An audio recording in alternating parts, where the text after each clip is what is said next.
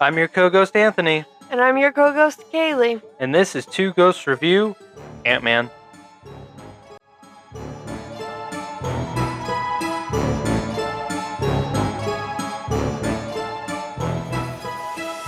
Welcome back to another episode of Two Ghosts Review, a podcast about current TV shows and movies that is also an MCU rewatch podcast from time to time. In this episode, we will be covering Ant-Man. But before we dive into that, let's kick off the episode as we always do with our poll segment. You ready to get all Ant-Man-y? I don't know. I got nothing prepared. Well, I was going to tell you here. I looked online. I was going to surprise you with a little something, but I couldn't find it at a reasonable price. So just mess around and get it. Oh, you were going to get something? I was going to get you that pop of Ant-Man on Anthony. Yeah, that would have been sick.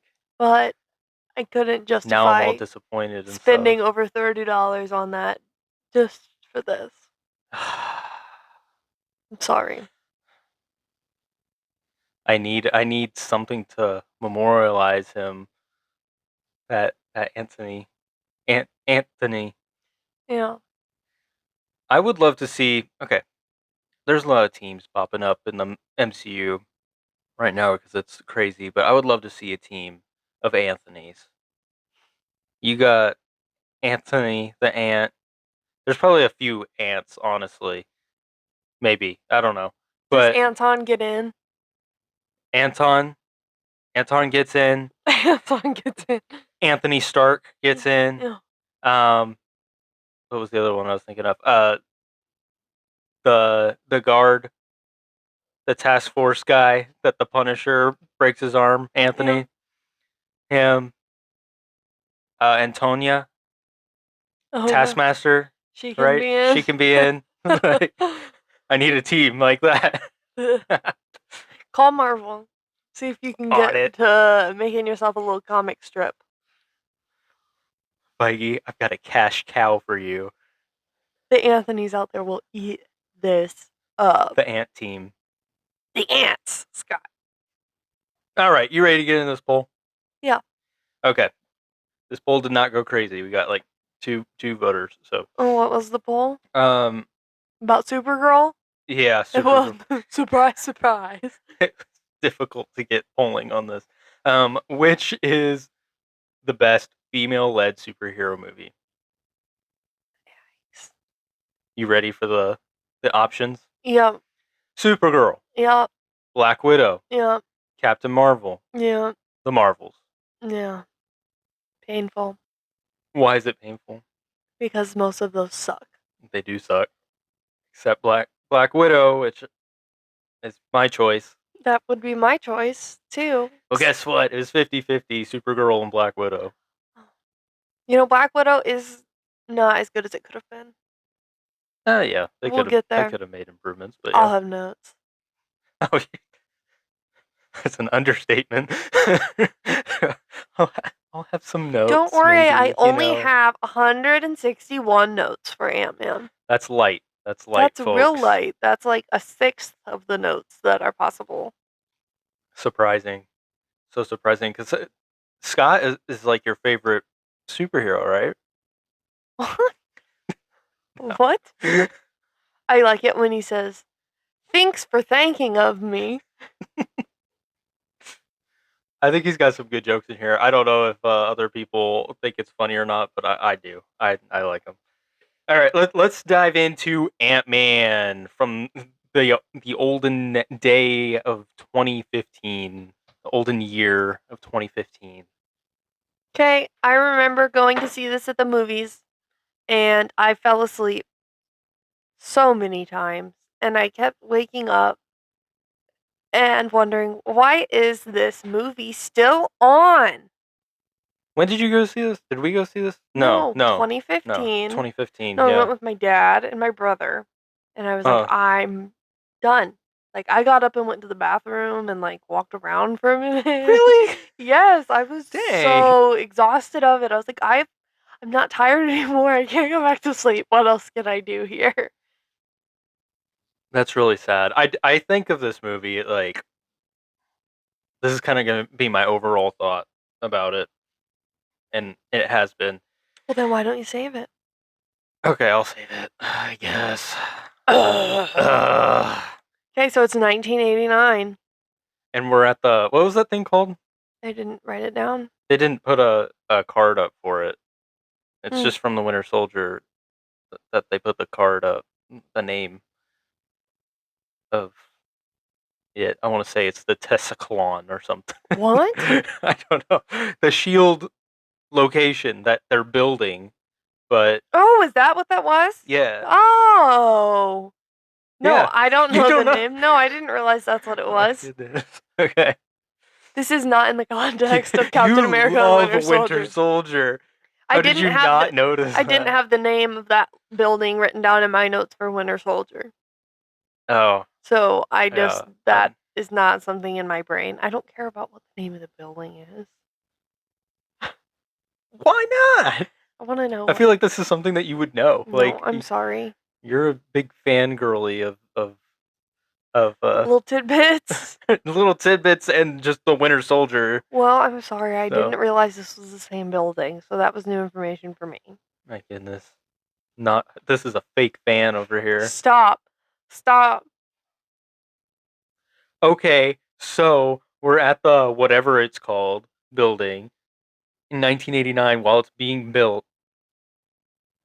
Shield headquarters. About to choke you across the table. Stop. Giving me some angry looks. All right, who do we see? Who do we see? Who do we get the pleasure of watching? Peggy's here. Got Peggy, who is a woman with makeup on to make her older. You've got the second version of Howard. Okay, the gray version, who's just here as They're both himself. so good, but they're so different. Yeah. Anyway, yeah. You've got this other guy, whose name is later in my notes, and then you've got a digitally de-aged Hank. There's a lot going on here. I don't remember if the other guy looked younger or not, but I feel like it was makeup if it was anything for him. Probably makeup. Yeah, I didn't notice like a huge difference. They had to go digital for Hank. Oh yeah. But like Peggy looked practical. I don't know. That always just irritates me. The different strategies, I guess. Like they're all in the scene and it's weird. Like this is a different actor because the character's older. We're gonna digitally de-age you, and you're gonna get some prosthetics so I'm getting the van. That is weird. Like yeah. Because like yeah, because you're having to de-age one and age up another one. And then you've recast the other person. For an older version. But it's not a total recast because no, he's used in other scenarios. Yeah, but he's been used before, so. But Peggy and Hank, you've got to de-age or age them up. We're not recasting them for younger or older versions. We gotta hang on to them. I thought it looked good though. It didn't look bad. I just am like, why? What is this mess here? It's mess. It feels a little messy. I think it's fun. I think this movie like hits the ground running with fun. Like I enjoy it, and this is a more serious part that's being played out, but it's also fun. But it's exciting because you feel like you don't get to see this era. Yeah, and I kind of want to. It makes me want to watch that era. You know, like a Shield thing. Well, I've asked you to watch Agent Carter with me. Yeah, but that's still. I don't know. I wasn't. I watched a little bit of it. I was just like the vibes didn't hold for me. You're gonna have to try again sometime. I want to see it in 1989, not 19 whatever. Well, you'll have to wait until we get to Endgame or something. I don't know what to tell you. That's too late. I don't know, babe. Too bad. So sad. All right, so Hank's mad because Shield is trying to recreate his Pym particle while he's out fighting battles for them as the Ant-Man. I want to see a Hank Ant-Man. Is that what he was doing? Yeah. Yeah. doing missions. Yeah, I didn't realize he was out working like that, being little Ant-Man. you're not paying attention. I was paying attention, but he didn't explicitly say, like, he didn't come in and take his helmet off and be like, I just got back from my mission. They were mentioning missions and like Oh. his missions. Like he was supposed to go. We were sent you somewhere or whatever. Yeah, I thought he was just like And then being a scientist working. I didn't I'm know he pretty was sure they over said there something. cracking skulls, which makes sense, but yeah. The Ant-Man. The ants! Howard, the ants. I can't even do it. The ants told me you were up to something. Peggy, the ants have a watcher for them too. It's a big ant. That's in love with you too. There isn't. I met an ant named Peggy. And the ant watcher was very interested in Peggy. You're making me uncomfortable.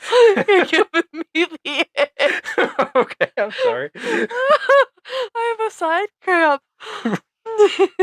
I mean, you kind of like it. You're laughing. Why you're doing like these little hand motions?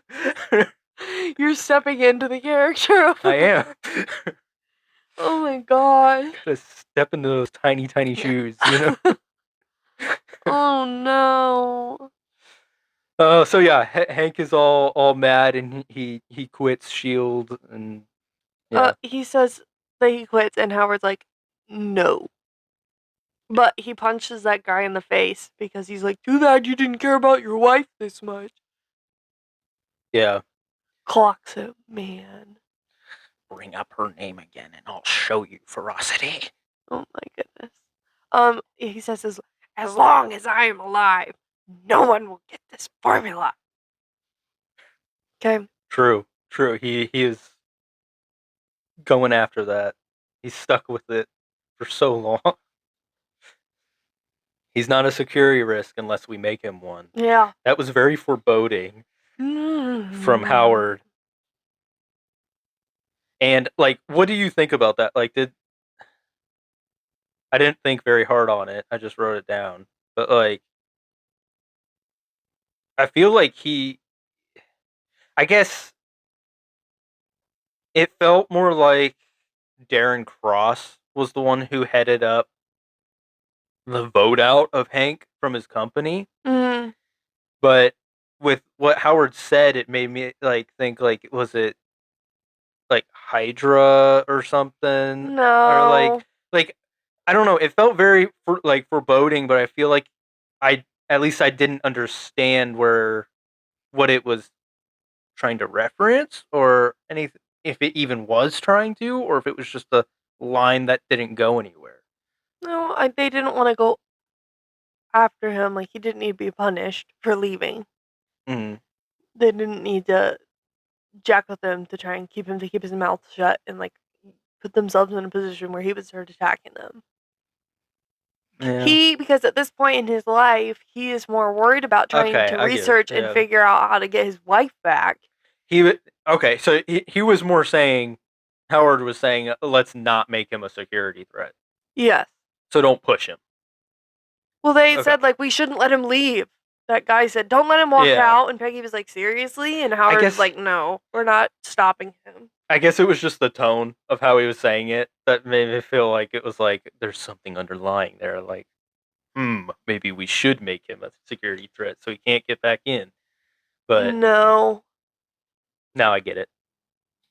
Okay. So then my next note is that Scott is fighting with Peachy. Yes.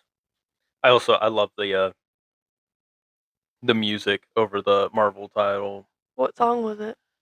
I don't know the name of the song. I love the Si Senor.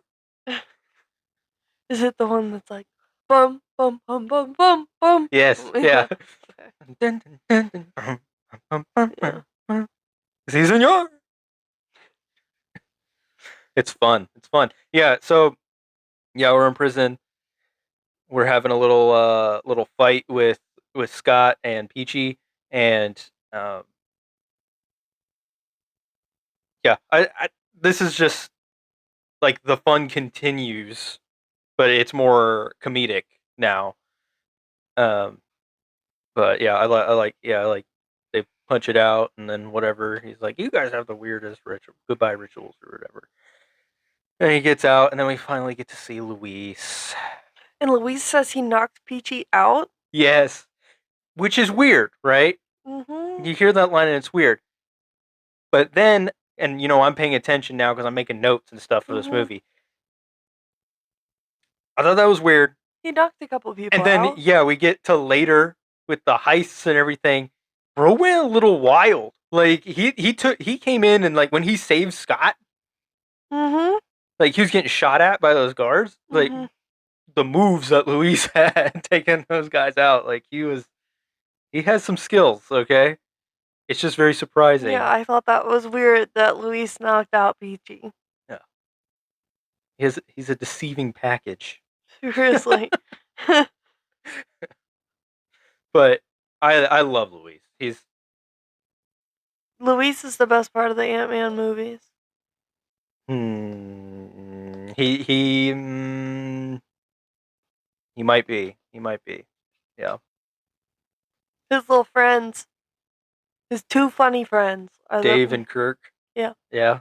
They're great. No, but I don't really like Dave that much. Dave, yeah, he doesn't He's do not much. as funny. Kirk is funny It's because he has an Kirk and- accent. Yeah, okay. That's why. It's Kirk and Luis. Those are the funny Kirk and ones. Luis. Yeah. Yeah. Yeah. I love the comedy off the bat with Luis and like how he said like just casually drops that he knocked out Peachy. Mm-hmm. And Scott's like just like chill with it, like he totally like believes it. He was like, there. Like, oh, I did not realize that. Honestly, They were cellmates. Yeah, that's how they met. I didn't and realize if that he Luis was got there, out though. last year, he would have been there. You're right. Oh yeah. Also like what he was talking about his girlfriend, or he was like, oh yeah, she left me, and my mom died. My dad got deported. I got the van though. Yeah.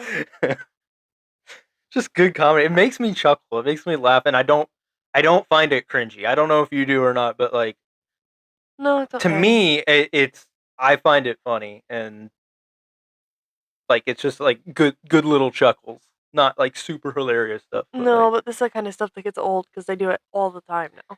Yeah, and like I don't know, in more recent stuff, I don't know, like maybe it's just the delivery and stuff, or like how they work it into the rest of the lines and everything, but it feels more cringy more recently with things. This I feel like Luis, whoever the actor is, just everything flows well. Like he delivers things very well, and it's funny. So yeah, Luis is trying to get him to go back to crime, get some more cash money. No, I don't want cash money. As Riri would say. I want to pay child support, says Scott. Yeah. See, Scott is a criminal, okay? But he does redeeming things throughout this movie. Riri Williams was just a straight criminal through her whole season. Yeah, she was. Like, you gotta have some redeeming stuff, like trying to turn your life around or doing something for like a good reason. Like, I'm doing this to bring back my dead friend or sister or whoever. Yeah, something like I'm gonna use dark magic. Yeah. So yeah, then we go to hard cut to I keep wanting to say Paul Rudd. I mean, it's just Paul Rudd. We hard cut to Scott at Baskin Robbins. Should have gotten Baskin Robbins for this episode. His name tag says Jack on it. He's given a fake name. Never noticed that. And this freaking guy comes up to order legend. This guy a burger, a hot pretzel, like literally anything other than ice cream. He says, "Okay, well, just anything that's hot and fresh." Yeah. After he says, "No, we don't have a burger. We have ice cream. No, we don't have a pretzel. We have ice cream. Okay, well, just anything that's hot and fresh. I like how Scott asked his coworker, Can you take care of this just take idiot? care of this idiot. Yeah. Yeah, so Baskin Robbins always finds out. His boss has found out who he really is, and he defends himself and says, well, I'm a good employee, and it wasn't a violent crime. No, it wasn't a violent crime. It was a cool crime. Cool crime. I don't know why I started the sentence like that. What I was gonna say was, I think they did such good casting with the small parts Mm-hmm. in this movie, like the guy at the counter and He this looked boss. familiar, the guy at the I know counter. he's in something else too. Like I don't know what it is, but he's in Look something. him up. Let's see if I can We find have him. time. This won't be a two-parter. No. Let's see here. That's what it is. Thaddeus. He's Thaddeus from Fallout. Yeah. My note here says, guy ordering looks familiar, wants burger and hot pretzel. Guy ordering looks familiar. He's a It's ghoul. Thaddeus. That makes sense. Okay. Thaddeus. See, that was worth looking up. That was. What a legend. I like that guy. So let's talk about the cool crime. He got fired. Yeah, he got fired, but he got to take a shake. Sick. So now I want to talk about this place where they live. Mm-hmm. Is it a hotel or is it an apartment? I think it is a hotel. I think it on the I saw a sign awning, that says something about a hotel. Okay. hotel. What kind of fantastic insulation and soundproofing does this place have? Insane. But before we go inside, I want to talk about the outside. I would love to talk about it. Every single time I watch this movie, he walks by that wall, and I think it's a Bad Wolf thing. It looks like Rose Tyler spray painted on the side. Like it's not actually like Bad Wolf written on there. I just think of Rose Tyler every time I see that girl that's spray painted her face. It looks like Billy Piper. I've never seen it. I've never noticed this. And I was like, that's a Bad Wolf reference. We'll have to pull it up again tonight before we go snoozing. I think it looks like that. But hey. Well, it's never jumped out at me, so. Yeah, inside. The insulation. The insulation is insane. We can talk more about the insulation when Scott is a tiny little boy in his... That's not a good way to put that. Okay. When Scott is shrunk down in the suit. All right. So yeah, Luis. I guess it's just Luis and Scott that have the apartment. Well, because they this seem guy, to like just came over or something. Yeah, he seems surprised to see these guys, and he's being introduced to them while he's obviously been living there. But I swear that when they were in the car at the beginning, Luis said something about like, "Oh, you're gonna love this couch." Like he's literally sleeping on like the couch. Well, it might just be a 1-bedroom apartment. Maybe, yeah, I don't know. Luis is the king, so. That's right. That's what's up. That's what's up, man. Scotty, I got my own place. You can crash on the couch. Yeah, and I love this apartment because it's a man place. It's terrible in there. Yeah. And they're like, we see nothing wrong with this. It's got everything we need. It's got a TV. It's got the worst table you've ever seen in your life. We can make waffles. That's a huge plus. There's a shower curtain in the bathroom. Did you see the size of those waffles? That's like a hotel waffle size. Luis probably stole one. Luis got arrested for stealing smoothie machines, so I'm sure he did boost probably did. A waffle maker. He's been showing them off ever since. Yeah. Anytime anybody comes over, you want a waffle? Yeah, it's just the worst nasty place ever. Like, seems alright. Nah. It's okay. No, it's like when guys get a place and they get a futon, and they have their table, not a table, sorry, they have a box. They have the TV box TV on the ground. As the coffee table. Yeah. And then their PlayStation's on the ground, and they just got cords going straight out to the futon, and then their mattress is on the floor in their room with like a sheet on it, and they're like, "This is the life. I got 1 towel, I got 3 forks and 2 bowls. I'm living my life." Just wait. Once they get that one perfect job, they'll have more. No, I don't think so. I don't think so. Like a gaming chair. Heck yeah. Yeah. That's what I'm talking about. Then I'll get a That's what's gaming up. chair. That's what's up. They're Oh, not gonna buy a rug for that bathroom floor. They're not. you don't need a rug I don't know. Gross. for that. Yeah, because it also we'll talk about it later. I'll save it. Okay.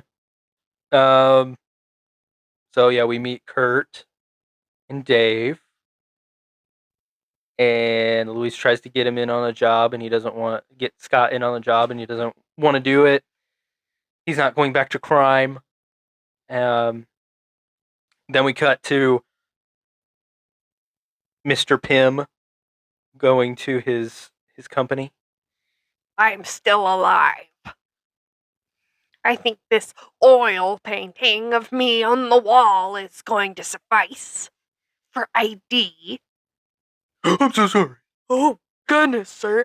Like that guy Is wouldn't. that Hank Pym? He wouldn't recognize him because that guy stands there all day, like he's never turned around and looked at that, and like every single day he hasn't stared at it for hours. No, he's good at his job. Okay. Oh, okay. He stands there and he looks where he's supposed to I'm look. He sorry. scans every person that's coming in. I'm sorry. He's so locked in. You're right. Can't be turning around. He's never seen the wall behind him before. Daydreaming. What if I was Hank Pym? Then I'd have to talk like this. Do you think they cast him for his voice or his acting abilities? Serious question. They didn't cast you for your voice. No, I'm kidding. Fair. That was mean. For no reason. That wasn't even bad. I don't know. I mean, he's like a pretty well-known actor, so I feel like both, kind of. I don't know. I feel like they cast him for texture. Just straight texture. Straight vocal texture. It stimulates my brainwaves. I don't think I've he never does a seen bad that job guy or in anything so. else. Michael Douglas, I think his name. I don't think I've seen him in anything else. Sorry to call him that guy. That guy. That guy. I don't think I've seen him in anything else. I'm not saying he's a bad actor or does a bad job in this. I just feel like they wanted someone a little crunchy. They wanted someone who would inevitably get throat cancer. It's that guy with the voice. It's him. Let's see here. Movies. Yeah, What a bunch of else has he older been movies. in? He's got a lot of movies though. It's like a lot of I want to say like 80s, 90s, early 2000s. But that's what I watch. Why haven't I seen Michael Douglas in anything other than Ant-Man? Because you're not watching the right movies. I'm watching the right movies. He's not in the right movies. He's not in the movies that you like. He's not. Except Ant-Man. I don't like Ant-Man. Ant-Man! The ants evolved! Well, he clearly has... Michael Douglas, I'm talking about. Clearly has a passion for ants. So, the way he talks about them, that's not acting. You can't make that up. Where are you pulling from to talk about ants so passionately? I believe that he really does like ants. There's a form of activism for him. Ever since he was a boy. When I was a boy, my father... I dropped a piece of candy on an anthill. And then I knew what ants were. I saw them flock to the candy and devour it. Okay. Dang. We're doing a lot of impressions tonight. We are. Maybe this will be a long episode. You always said the ones that we're not that excited to do end up being the funnest. Okay, so the science behind this particle. Oh my goodness. The Pym particle. The science behind anything in the MCU, yes, but go ahead. The particle decreases the size between the atoms of the thing while increasing speed and strength. Okay. Atoms are already really, really, really close together. That's the point.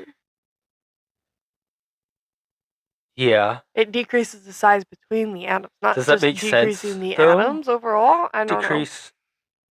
the size or the distance between the atoms. So I guess that makes sense. Like to my primitive mind, Yeah. that makes sense that it would Okay. shrink. I guess, Okay. Well, I don't want to. even though they're like really really close together already. But, you know.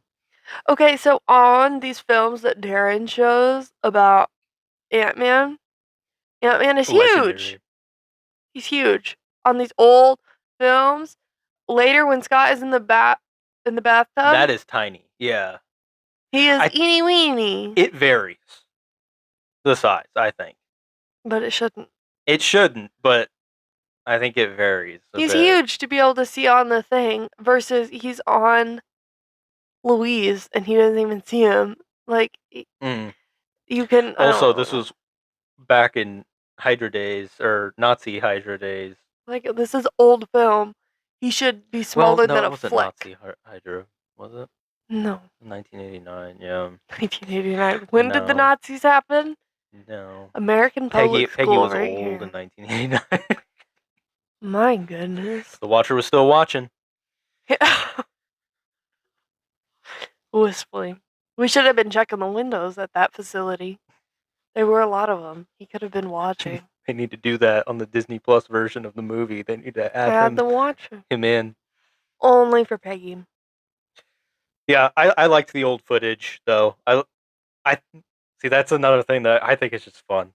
It's just fun to like there, zoom in. Oh, see that tiny little dot? It's a man. It's Ant-Man. It is Hank. I am accusing you. And Darren's like, I started to wonder. You know, like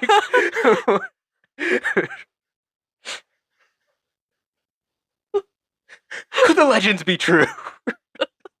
He's like violently aggravated over this. Yeah. Like Bigfoot. Yeah. So I started to wonder.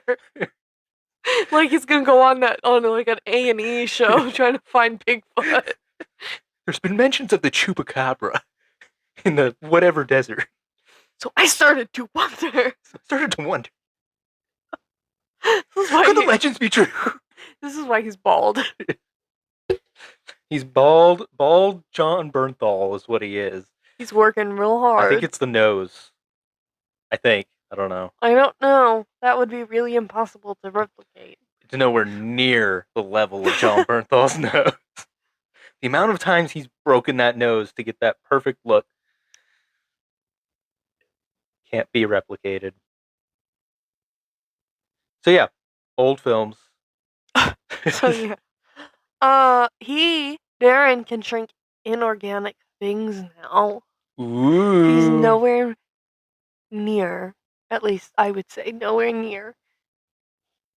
But your note says he's getting close. So I don't know. He can't shrink a person yet. That's what Hope says. But he's getting close to shrinking a person? Yeah, to a live subject or something. You know, it reminds me of Fallout when he's just turning the dial up and exploding everyone's heads. Yeah. Like, okay, just bring in another sheep. Need another. I've done nothing different. Maybe the genetics of the sheep will help. Bring me another wastelander. Yeah. So he presents the Yellow Jacket. And then tells everyone to leave. He's like, look, I made this suit. I made this suit. By the way, I can't shrink. Live subjects yet. He says but this the world, is the suit. They present a video. In the video, it says that the world is just covered in surveillance. It's so hard to do anything now. But the Yellow Jacket will prevent that from being an issue. You just blew up footage from the 80s and showed in full detail a tiny man. I started to wonder. Could the legends be true? In a world of surveillance, we're gonna do the same thing that I could literally accuse Hank of being that tiny man. Yeah. That didn't make sense maybe to they'll me. shrink smaller. I don't know. Yeah, so he shows the suit and then he's like, okay, everybody leave. They all leave after the video. Yeah. The science isn't done. He's designed a costume. Everyone leave. He's designed a costume. These aren't investors. These are buyers. Well, it's a weapon. That's what it is. Okay? Look at the casing I made. I think it's a good. I don't know how to make it shoot. Yeah, he does. I can't do it yet. The bullets don't work. I can shrink the suit with nothing in it. You can't put a pilot in the suit. That's it. You can blow it up, have the suit. Drone better. Ivan, I can't put my head in here. Try and put your head in here. During this presentation, every time it said geopolitical, it's like geopolitical. Alexi with the geopolitical. My adversary in this geopolitical theater of warfare. It's just so sad. That's a stim right there. That's geopolitical. The way he says that is so satisfying. It tickles the brain. Ivan, I asked for suits. Yeah, you can't fit your head in that. Try and fit your head in there. I do. I know it. We get a better look at it later, but I actually like the design of the yellow jacket. I think it's cool, and I do think that it's it is a good threat for the movie. If Hydra got a hold of a bunch of them, they would be a huge threat to have those. A tiny threat. A tiny threat, yeah. But the lasers on them and everything, it. Even the presentation is convincing enough to me. It's you can fly, just go into a car or whatever and kill whoever with a little tiny laser, and nobody knows who did it because the suit is literally just a weapon. Yeah. So I don't know. I think it's a cool weapon, and I feel like the yellow jacket suit gives off more potential than the Ant-Man suits ever did. Because it flies and has lasers. But then it's not an ant. No. Then the wasps would have to be the allies. So lame that Ant-Man doesn't get any flying abilities just because I can ride ants. His name is Ant-Man. Hope gets all the wings and stuff because she's called the Wasp. She took over her mother's title. She's got better powers than Ant-Man. Just because she has wings. Just because she can fly. Okay, well, this next part of the movie I think you'll like a lot. Tell me about it. Hank admits he buried the secret of Ant-Man. And Darren loses it. So you admit it. Finally, I get you to tell me you confess. The legend. It could be true. I started to wonder. He's not wandering anymore. I knew it. Okay, yeah. He admits it. Okay, so this guy, I have Michael written down, but Frank. Oh, well, I don't know why I have Michael written Frank down. is concerned about No. Yeah, sure. Frank is concerned about it. He's like, you can't just do this. Yeah. And he's like, okay, buddy, we should talk. And aggressively grabs him. Thanks for your concerns. Stop. And the old shield guy that Hank punched. I thought his name was Michael. I have Michael, the guy he hit, wants to buy for 20% over asking price if he gets it first. Suspicious. Yeah. And he's like, I'd be glad to do that. Okay, Hydra. Yeah. So now we get to go to the birthday party, is my next note. Cassie's birthday. What do you think of the hostility towards Scott from the other parents? I mean, if all we know is that he just got out of prison. How long was he in prison for? 3 years. 3 years? Yeah. He says, because later when he's fighting with Hope, he says I know how to punch. I was in prison for 3 years. That's how you punch. Yeah. So he was in prison for 3 years, if that's all you know. Yeah, oh my gosh. But he was in prison for 3 years for redistributing stolen funds. That's not like if he really did drive the guy's car into his pool or whatever, like shouldn't have done that. That's a bit, yeah. Yeah, The but thing is, I don't think, maybe it's just Paul Rudd, but I don't think he sells it to me that he's a bad guy. Like the I entire don't think time. that he's a bad guy. I feel like he Yeah, but I don't feel like does he have a lifetime of criminal record? I don't like how they're like. I don't think he deserves to be kept away from Cassie. That's my main complaint. No, yeah, Like he's not kept away from her. I don't feel. I I think that feel very like he even writes down this is how many days until I can see Cassie. I don't know. Like I don't think that there's no reason why he couldn't see her like at the park or something if they don't want him in the house. But he can't take her to that dingy apartment. no, but like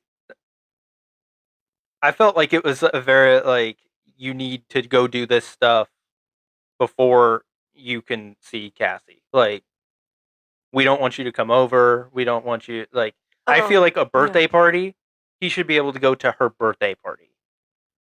His daughter's birthday party.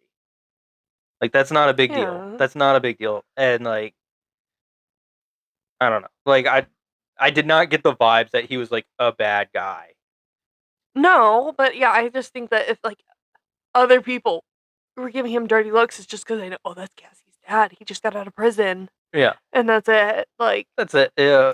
Like, but I actually wrote that Maggie, her mom, isn't asking for anything crazy out of him. Like it honestly.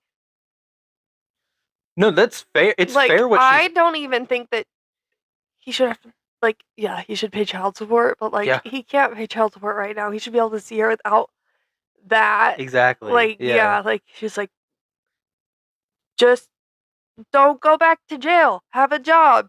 Have somewhere you can take her. Like that makes sense. But in the meantime, I don't see any reason why they couldn't go to the park or exactly. Yeah. come play in the backyard or something. If you don't want him at your house, there are other public places where he could take her. That's fine. Yeah, like he should be able to do that or like come over. But they might not want him in the house. Maybe. It's her ex-husband. Yeah. I just don't think that people would want their ex-husband just coming over to their house and chilling. They're divorced for a reason. Yeah, I guess it's a little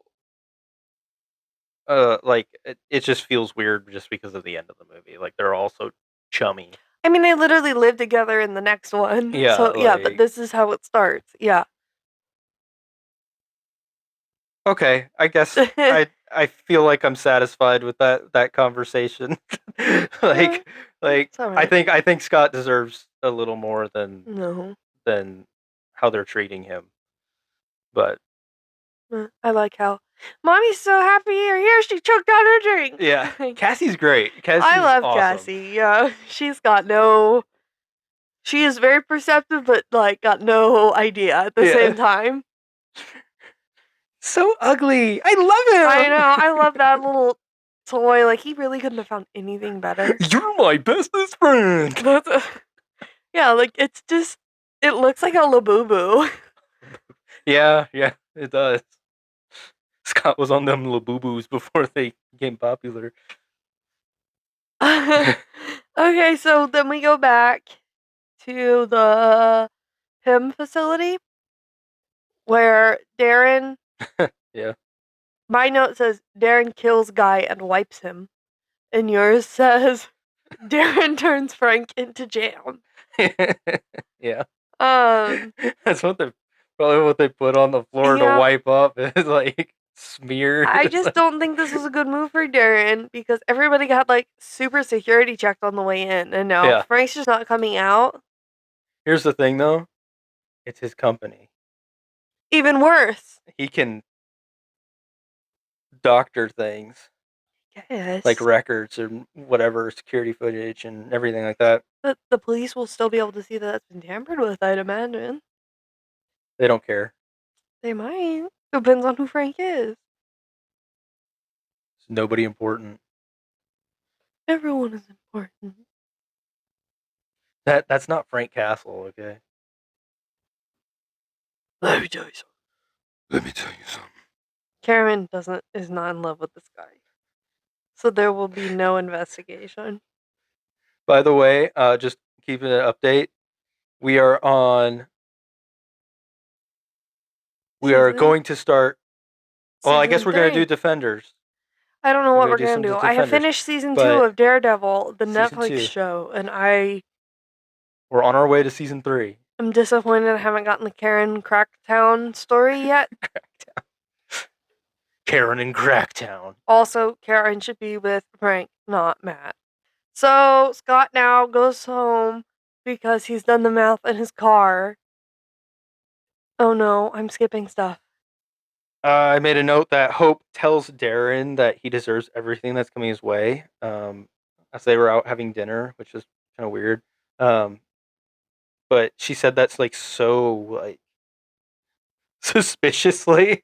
Like You deserve if everything coming your way, Darren. if Darren didn't realize something was up already, that would be a nice tip off right there. She's close to him.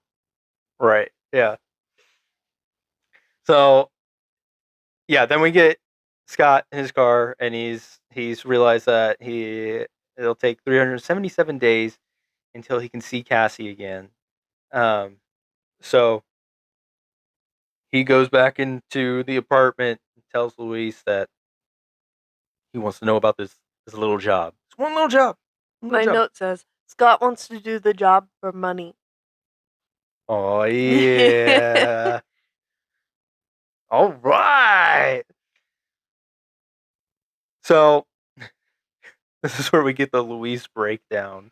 I love how in his breakdowns he is narrating the story he's telling Scott, but everyone is acting it out as if that's exactly what they said, and like their mouth is moving, but it's all his voice Yeah. coming out. I love that so much.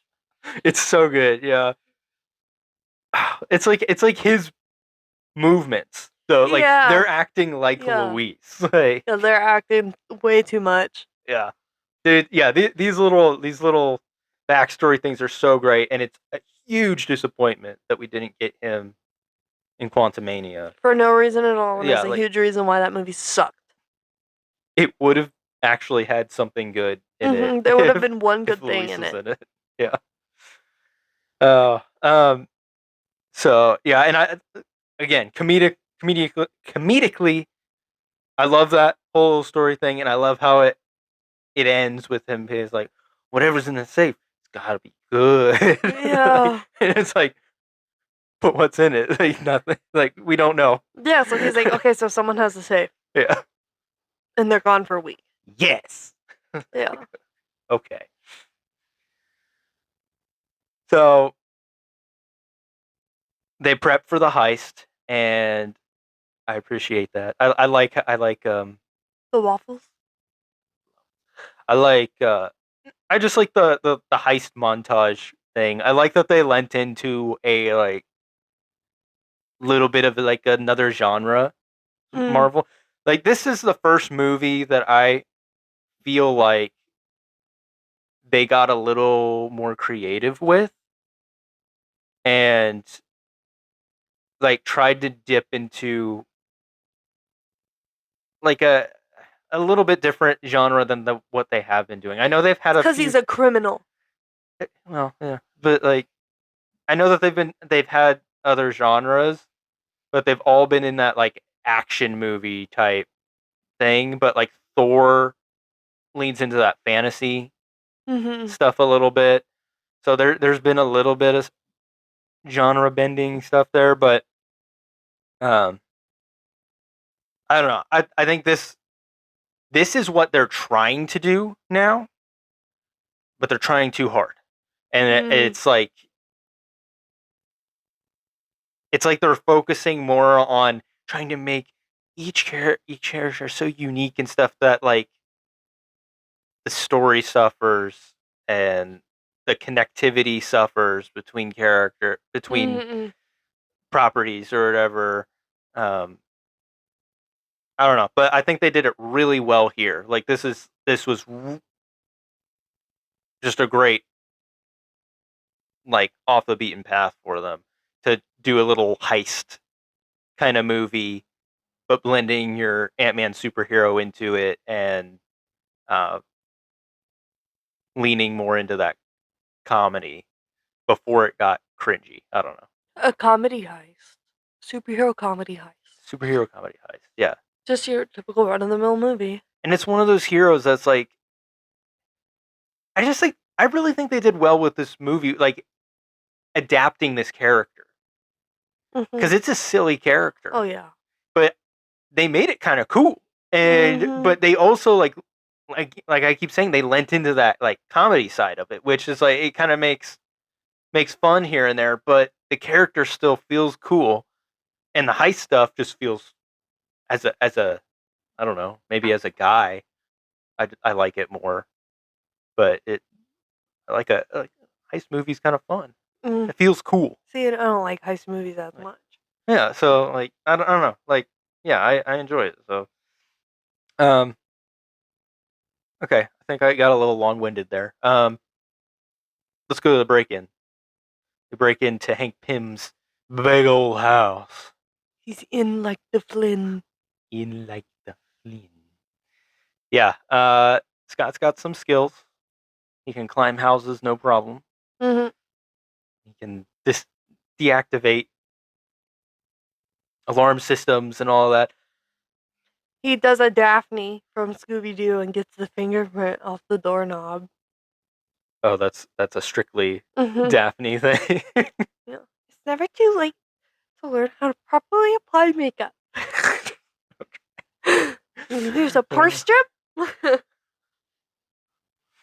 Learning things. Yeah, I like this whole sequence. It just, again, it leans into that heist stuff, which I think is I feel cool. like they blew through this really fast. Like, they obviously couldn't spend a lot of time on it, but they were like, okay, he does this, he does this, he does this. Yeah. There's everything he needs is right here. He's fast about it. He was in and out in like less than 20 minutes. Like, yeah, but yeah, he does have to be quick. Like it makes you feel how fast he needs to be moving, I guess. But I thought it was cool. I like all this like little like MacGyver-y kind of stuff or whatever, like the fingerprint and like using the ice to open the safe or whatever. I don't know how real that is. I kind of want to say that. I mean, I feel like that's BS. But I liked how he said like, "Oh, it's made out of the same stuff as the Titanic," and he's like, "Oh, it killed DiCaprio. He killed everybody." He's like, "It did not kill the old lady. She still threw the jewel into the oceans." I like that line. Kurt comes in. She still threw the jewel into the oceans. Kurt's on that English, man. Yeah. He's on Duolingo or whatever. So now he blows the safe door open and he's like, there's just a motorcycle suit in here. But I noticed in the back that there's... What was that? There was some jars in the back. Yeah. With different colored liquids in them. Do you think that was like fluid for the suits? It was fluid. No, but like there was like red, green, blue, like liquid in jars. I don't know. I didn't really look too deeply at it. I think that would be a weird place to. Well, and it's safe. I guess there are. Maybe they are. I don't know. I just in my head they were always just like some like junky looking jars that probably didn't have lids or something, but they very possibly could have lids. They had stuff in them. They had lids. It might be Pym particles. Pym particles. Pym particles. Where are your Pym particles? Oh, my Pym particles. You have Pym particles. I do have Pym particles from Disneyland. Because I ate at the restaurant there, and my Pym particles are on my shelf by the bed on the top. You talked to Scott Lang, didn't you? I did talk to Scott Lang. I did, and he showed me what was it? It was an amusement park for ants. That's so sick. They came out. It was Scott and Hope. Well, they had Ant-Man and the Wasp. They were out, and he was walking around, and he's carrying something, and no one was walking up to him, and I just went over. And he's like, "Oh, I have this idea." It says Disneyland. He's like, "What do you think?" I'm like, gonna pitch it. I got this model made. It's an amusement park for ants. and it was like in the palm of his hand, and there were rides on it, and they were going. Bro. Like a little roller coaster going with like little cars and like the things that are like a tall pole with the seats that spin off. Yeah. That was on there, and there's some other stuff, maybe a Ferris wheel. Like it was all spinning. He's like, "Do you think they're gonna like it?" Like Yes. it was really cool. It sounds really intricate. Yeah. Like I think I took a picture of it. I could dig around for it, but yeah, the little ants there when they're were in no suit. ants on Oh, it. there's no ant. Oh, No, it was okay. just his model to present. Okay, they The should have ants put little weren't on ants it. in there. Yeah. Yeah. Yeah, he's like, I'm gonna pitch this idea of the amusement park for the ants. It looked really cool. Well, what's Disneyland gonna charge the ants? I don't Because they're gonna know. charge something. They got to get something out of it. A lot. I don't know. How many crumbs? Crumbs. Yeah, they were good. Ant-Man was pretty good. Um, yeah, that's what I have Did on you it. see Wasp or no? Yes, I just told you she was there, but Well, I know you saw her, but did you she talk to her? no. What am I going to talk to her about? Her hair? She was suited up. Fair enough. Yeah, I can't say what I want to say about her hair, but I don't like Hope's bob. Oh, It's yeah, no. I hate it too. bob. I hate She it. only has good hair in one movie. Yep. Ant-Man and the Wasp. Well, it's kind of the same in Endgame. Oh well, yeah, if we're counting it. I'm just talking Ant-Man movies, but yeah. We have a lot of thoughts on women's hair. We do. We need like a hair segment. Just talk about hair. All right. Who had the worst hair in this movie? Who had the best hair in this movie? Who had the Oh. most unique hair in this movie? Darren. Darren had the worst hair. Yeah, Darren. No, the boss. The Baskin-Robbins boss. He had some bad He hair. had some bad hair. That was pretty bad. But I'd still say that Hope's hair was the worst. I think it looked the worst. It looked like straight, on like her. a wig, like Yeah. Edna Mode. Yeah. The manager, the Baskin-Robbins manager, the hairstyle's bad, but it fit him. Mhm. You know? Like Maybe we really do need to make a hair segment. yeah. I have a lot to say. Well, who had the best hair? Who had the best hair? Probably Hank. Oh yeah, I was thinking Hank too. We're on the same page. Hank or what's his name? Is it Patrick? The fiance? Oh, I was gonna I say think his hair was Kurt. all right. Ooh, Kurt. He's Kurt got had some good hair. volume. Yes, dude. Okay, we're talking a lot about hair. Oh, where were we? My goodness. Darren tests on a lamb. No, the tiny surveillance ant is watching Scott take the suit.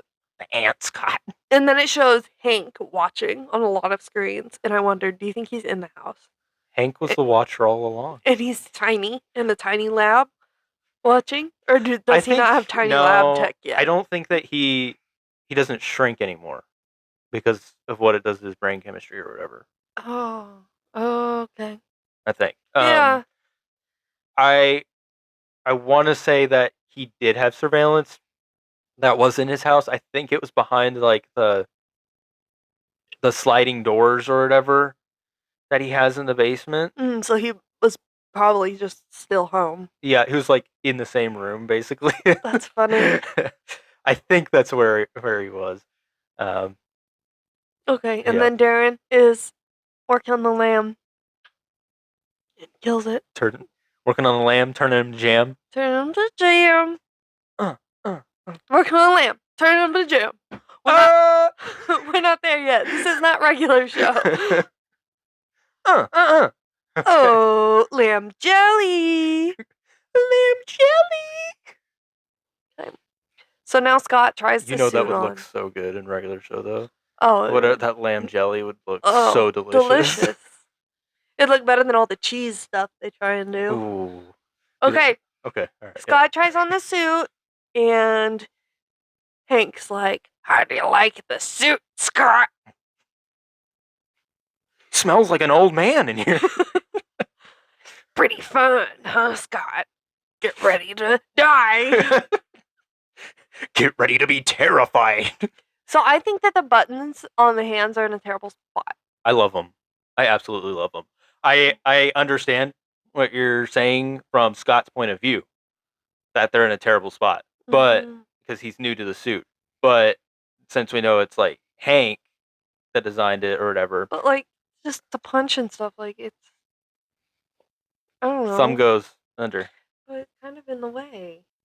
I just feel like you You could don't hit put it. your But I thumbs feel on like the you side. could hit it on accident while you're just like using your hands. I think it's out of the way enough. Like, It's like here. you got to move your thumb up onto your hand Yeah, but something to else can do hit. that. I don't know. Someone else could possibly hit it, but like, I think it's very convenient to like, for, yeah, like just to shrink and grow, like Yeah. the way that like he uses it so like tactically and like being able to shrink at a moment's notice to fit what you need to do.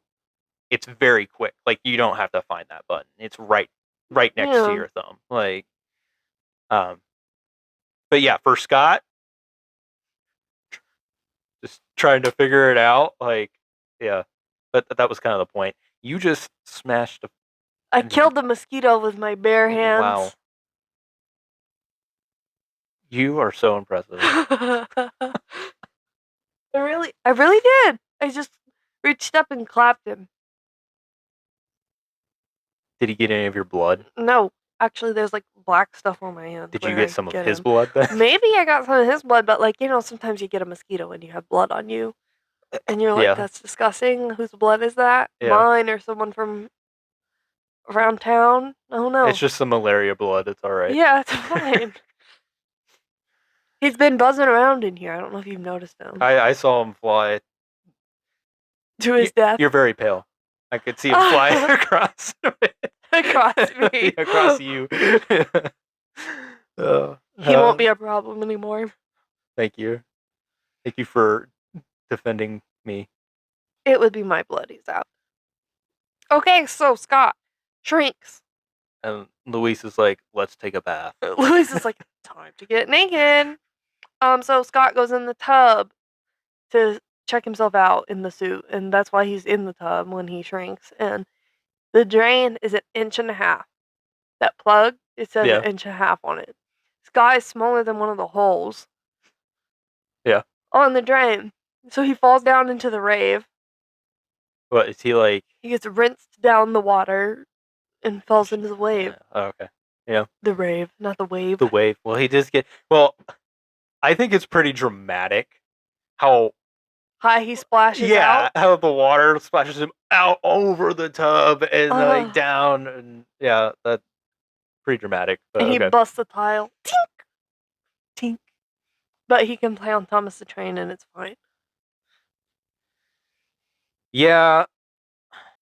This is too scientific for me. I'm about to like start talking about like his like what's his density, like what's his. Well, Hope says something about like that. He can punch with the force of a 200-pound man, but he's a half of an inch or something. I don't know. You're like a bullet, okay? I hate her so much. Listen here, Scott. I don't like Hope. She's conceited. No, I don't like her. I never like Hope. I genuinely think she's like just the most tolerable in Ant-Man and the Wasp. Yeah. Like, maybe I need to watch it again for her. Yeah, like how she comes off, but like, I think her whole character's better. Her like, she got better hair. She's got the Wasp suit now, and I feel like she wasn't as irritating. Maybe she's less talking because she's doing stuff. Mm-hmm. Yeah, less like, talking, more missions. Flying around and doing fighting, and you're like, that's cooler. Yeah, stop running your mouth and complaining and being angry at your dad. I'm like thinking of stuff now from that movie, which I think is kind of cool, but I'm not going to talk about. Don't talk about it. We'll get there one day. Yeah. Okay, so Scott falls into the rave, which is directly under them, and the bathroom was silent. Yeah. And then he falls through the floor somehow.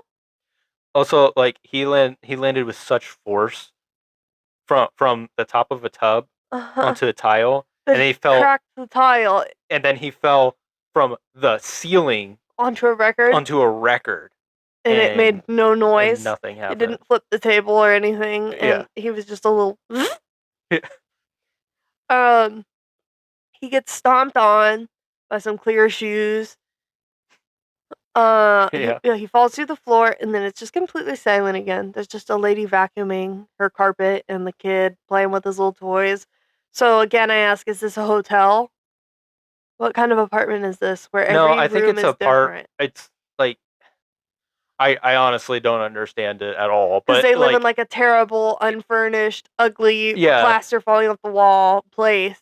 And then there's just like a crazy rave room right underneath. And then there's a carpeted, nice house under the apartment. rave. Yeah, Yeah, but like, you know, I think it's just apartments. I don't know. Maybe it was like an old hotel that they converted into apartments. and there's like 40 people plus jumping on the ceiling.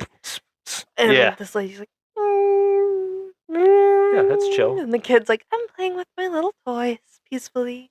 It's fine. There's nothing happening. They like when they renovated everything, they super reinforced like all the walls like with soundproofing. No, Scott's just like So, falling through them. well, soundproofing, it's just foam, right? So that's easy to get through. What about all the people jumping on the ceiling? Well, I don't know. I can't explain it. Okay, so he falls out onto the roof of a car and makes a dent, Yeah. and then gets big. And I feel like the guy in the car should have been Stanley. Do you know who the guy in the car is? No. It's the original live action Ant-Man. I think Stanley should have gotten a better cameo. His cameo is dumb. Oh, I like that they added this guy I in. like that they added him but- in. Now I know who he is, but I wish that they would have done something better for Stanley. Like, why wasn't he the guy in the Baskin Robbins or something? No. Like the coworker. Okay, a coworker's fine. What was his cameo? I don't even remember it. At the end, he's part of Luis's narration. Oh, yeah. Okay. It's all right, but obviously forgettable because I forgot it. And I think he says crazy stupid fine. Crazy stupefying. Yeah. Whew. Okay, so Scott is scared and he decides he's returning the suit. He got all After freaked Hank says, I'll be in touch. Be in touch. Yeah, There's a giant rat in the Oh, the rat. wall. I love the rat. I love the sound of the rat where it's like. What? I don't think that's the sound they make. It sounds like a dog. Yeah. So he returns the suit real quick, like gets back over the fence, and then gets arrested. All the police are waiting for him. No, I'm not stealing anything. I'm returning something I stole. How far away were all those police cars?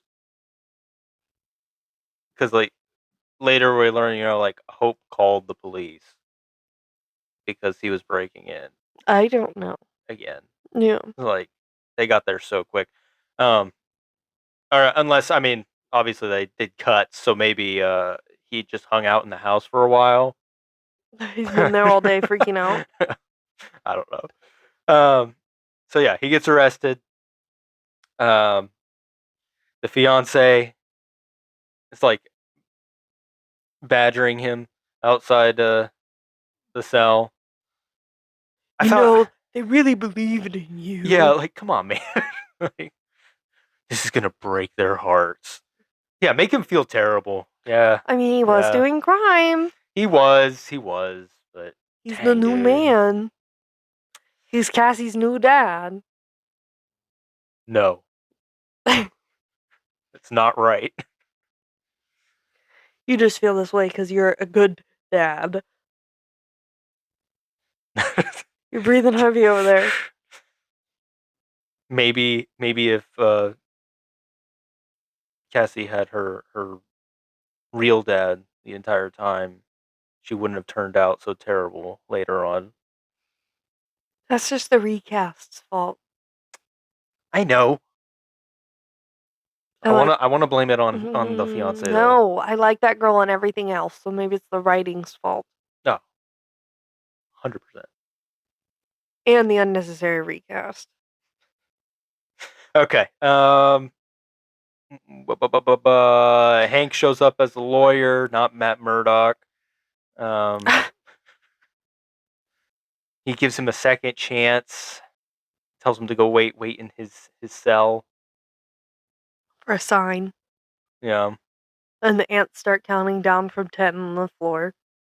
10, 9. He like Puts he's the got- suit on in 3 seconds. Yeah, insane. There's no way. And then he escapes. And I really like the voiceover that Hank gives him while he's escaping. Because he's like, oh, the ants. And he's like, Scott, these are my associates. Yeah. That's what he says. I like it.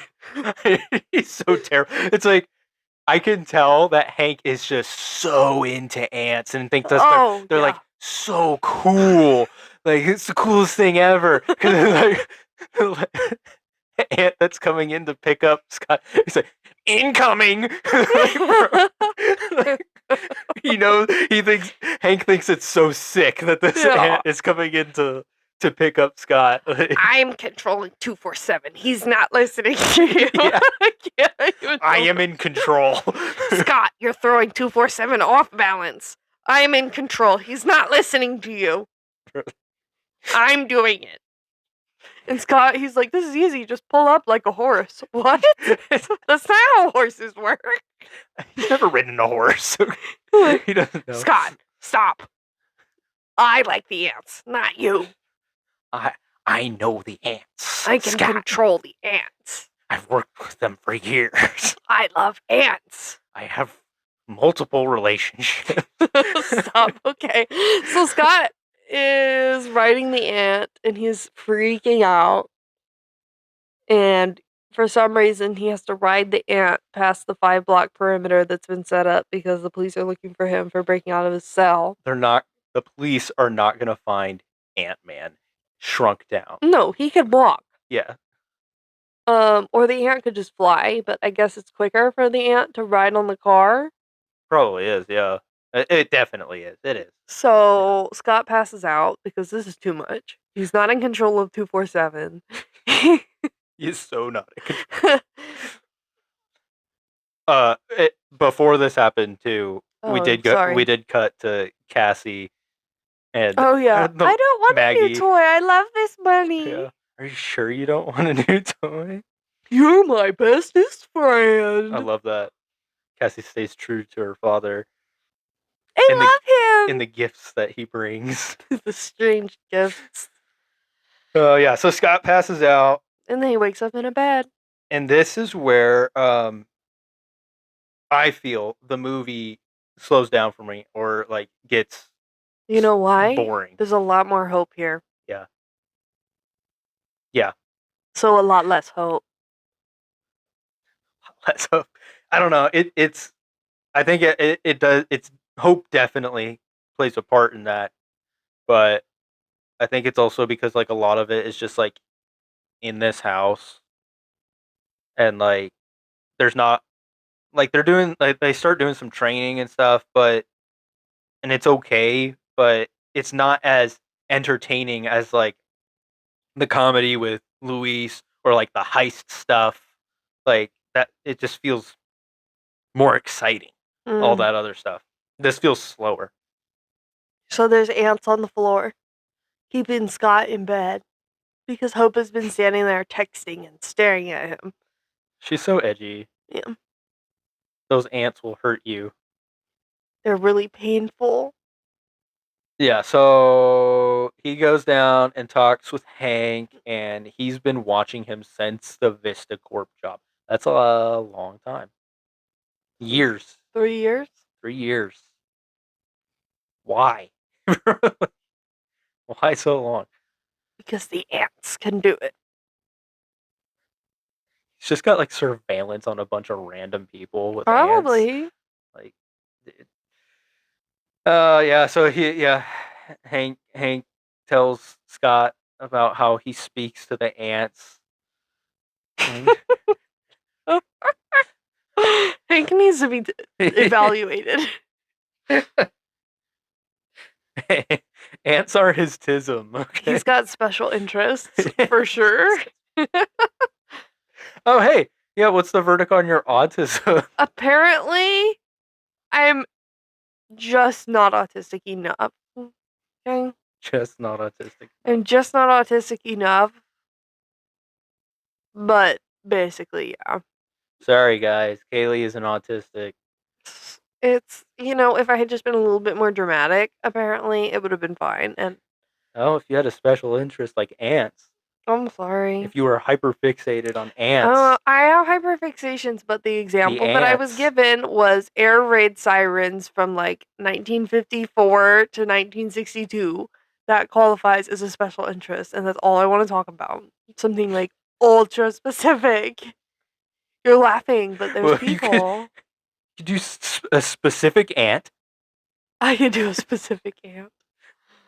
I'm good. I did not write down the long names.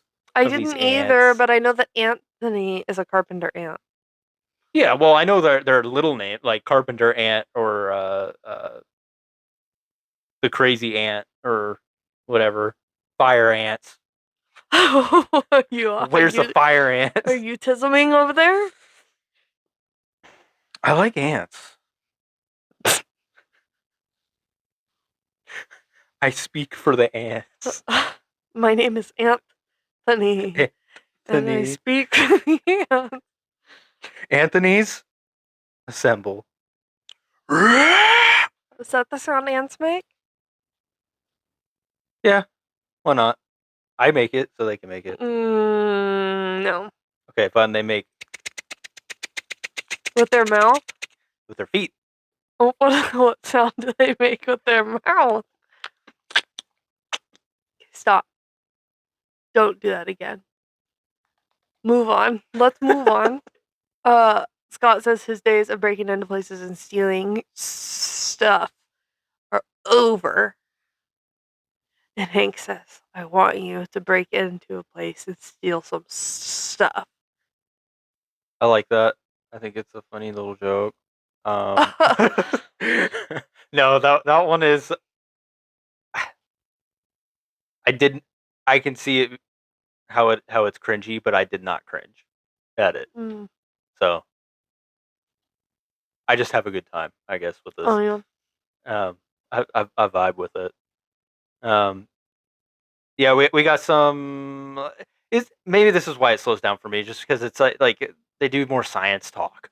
Probably. And I'm like, whatever. But like this, yeah, more talk about how it changes the distance between the atoms and all that, and then we like get like exposition stuff too, like how Hank was voted out of the company and that blah blah blah blah blah. Like it's just telling you a lot of stuff, and I was like, okay, cool.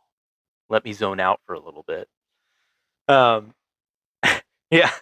And then we go back to Cassie and the family having dinner, and I think his name is Patrick. I'm just go with Patrick. Paxton. Paxton is he gets a call.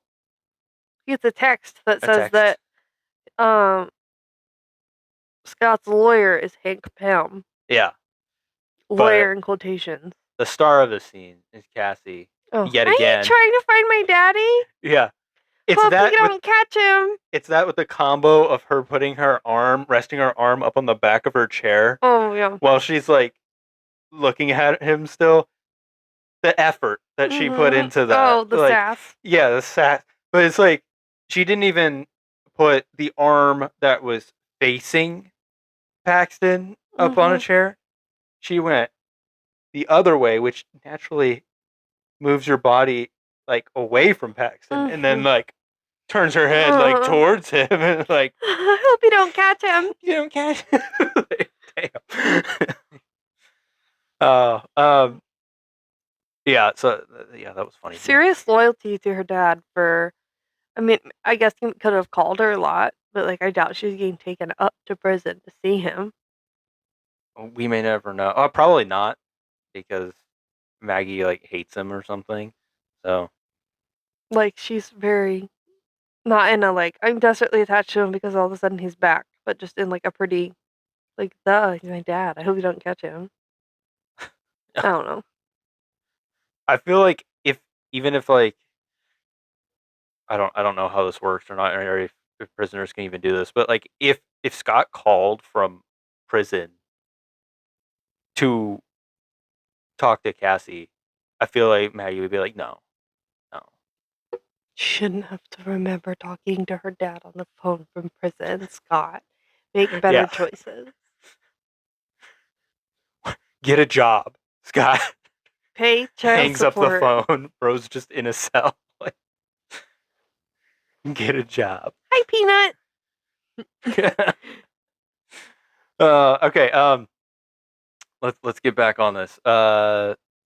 We have Darren successfully shrink a lamb. Nah. And then he flicks it in the cage, which is terrible. That is terrible. Yeah. He's mean.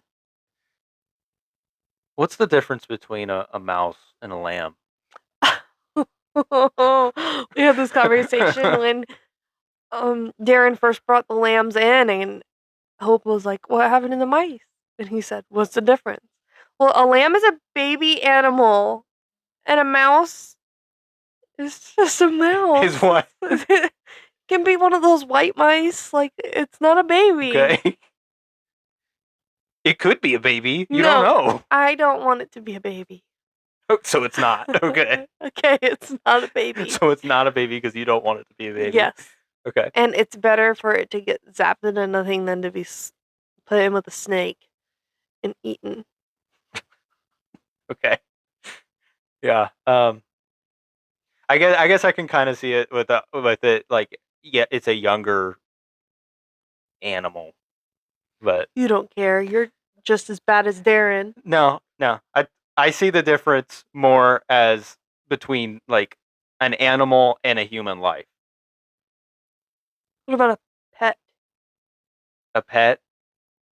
What if it was That's literally just like your attachment to it, though.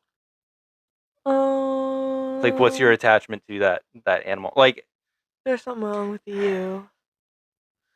I don't like this. Don't elaborate because I'm being unhappy with your answers and your perception of animals. That's not acceptable. Okay, all right. There's something wrong with you. That's not right. You know that. I'm not saying it that I would ever do anything to an animal. But you're like, well, that. he can do that. It doesn't matter. I would not like it that if he did that to like a cat or a dog, especially not a cat. But like, it's okay that he's just killing baby animals. I didn't say that it was okay at all. That's what you're saying. You're saying you don't care because it's not a person. No. I'm saying it would be so much worse if it was a person. Well, he's gotta try and shrink something, Kaylee. Why couldn't he do like roly polies or something? He's a bad guy though. They're already small. But there is testing. He should work on mosquitoes. There we go. Ticks, spiders. I don't feel bad about that. I don't feel bad about bugs. But you know why? Because they're ugly. That's why. That's why you don't mind. Oh my gosh! It's true. I don't really think sheep are cute. It's just a baby. What about a baby spider? No. They're dangerous. Well, no. I don't like this. Okay. All right. Okay. So he's successfully shrinks. What about a baby spider? Shut up. What kind of a question is that? What about a baby spider? We're just gonna move on. Okay. All right.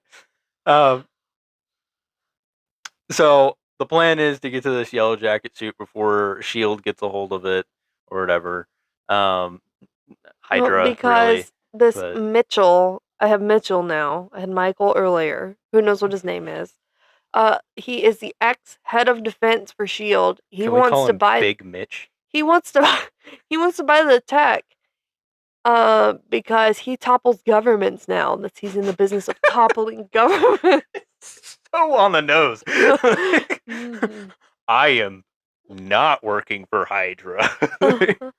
He's the ex-head of defense for Shield. Wink, wink. Okay. He topples governments now, and Scott's like, "Why don't we call the Avengers?" And Hank is like, "No, Yeah. no." He hates the Avengers. I spent half my life trying to stop Stark from getting it. This is not so cute technology like the Iron Man suit. They're too busy dropping cities out of the sky. I hate the Avengers. Those 20-something-year-olds. I'm gonna send 1,000,000 fire ants to them. No, so I'm like, why? I said, why doesn't he just send ants? And Scott says that. Why not just send the ants? He says they need a leader. You can lead them remotely. Yeah. Why do you need a person at all? They need an ant general. So genetically modify one. A super soldier, if you will. What would happen if you gave super soldier serum to an ant? No, just send like a queen ant out there. That's the leader. There you go. Look at you using your Girls big get old it brain. done. Girls get it done. Let's go. Even girl ants. We could have another female-led Marvel movie. Girls get it done. Ant style. My name's Queen Ant. My name's Queen Ant. Oh no. I hate it, thanks. Antoinette. Queen Antoinette. My name is Queen Antoinette. I'm the leader of the squadron of ants. Why does this sound like a kid's show? There you go, Marvel. Your new YA series. Your new, what is it? Disney Junior Disney or No. whatever. Disney Channel. It needs to be up. Disney Channel. She's got sass. Okay. Oh, I don't need my inhaler if we don't stop. Where did the big Oreo go? Oh, Antoinette.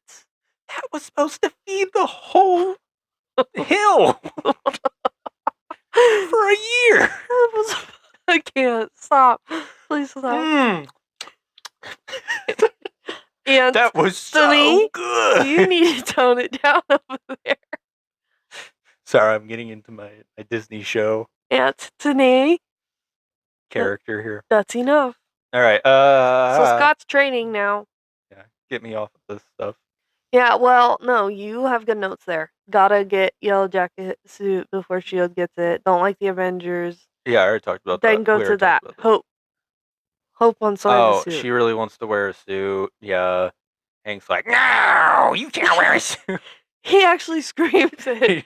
No!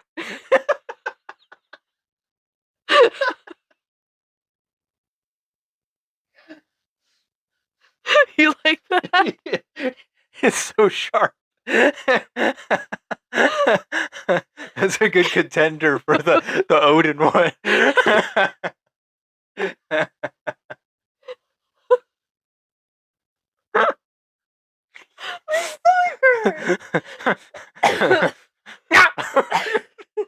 You have to pull the clip up on Disney Plus. That's what he sounds like.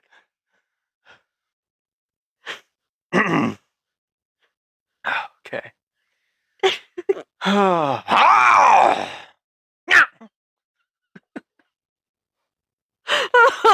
There you go. You decide. You decide, listeners. Yeah, hit that inhaler. That's the good stuff. All right. All right. Let's try not to break the listeners' eardrums. Your birthright was to die. Your birthright was to not have the wasp suit. Oh my gosh. Ooh, I know what I'm gonna do at the end of the episode. Okay, all right. I'm dying. Then Hank tells Scott that this is his chance to become a hero for his daughter, and convinces him to be the Ant-Man. Your daughter will think bugs are so cool, Scott. Every kid loves ants. Cut to a bunch of little girls screaming and running from ants. Your daughter can catch you in the bug catcher. She can use a little microscope, Scott. You could be going over for visitation, Scott. Secret visitation. You could play with her toys, and you could fit in them. Just mail the bug kit and be in it. All right. Then we get this training montage. It kind of fades into some other stuff, like more Meet the stuff, ants. like yeah. But yeah, this is where we get like your punch is like a bullet, blah blah blah blah blah. A little hint of your mom was lost in a plane crash. Don't tell me those lies, Dad. It's not true. And then I feel like Hank gets like a little smirk, like I know it's a lie. Oh. Okay, so I really like when Scott meeting all the ants, but even more than that, I like it when Hope lashes out in the kitchen and makes the ants crawl over the light. And it makes so yeah. It's really edgy. And she makes the room dark. And the room is full of windows. Yeah. Like, there's light coming in. Hope, stop! You're going too far. You're going to turn evil. And she's just like there with her head down, holding her ear or whatever. And she's like, sorry, my dark and twisted mind is just taking over. I'm making the ants crawl on the hot globe of the light. They have to listen to me. Yeah, their little legs, they hurt. I can feel their pain. It's so hot. I feel so good. Help, stop. Okay. So I don't know what's wrong with my daughter. I've only lied to her for years.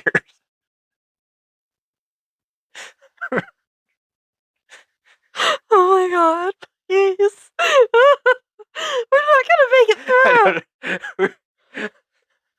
Let's keep pushing. We gotta keep pushing. Push. Okay. Push through it. So I like how Scott, this might have been earlier, when he declines the tea after the ant is gonna put the sugar in there. Yeah, that was earlier. Yeah. I like that.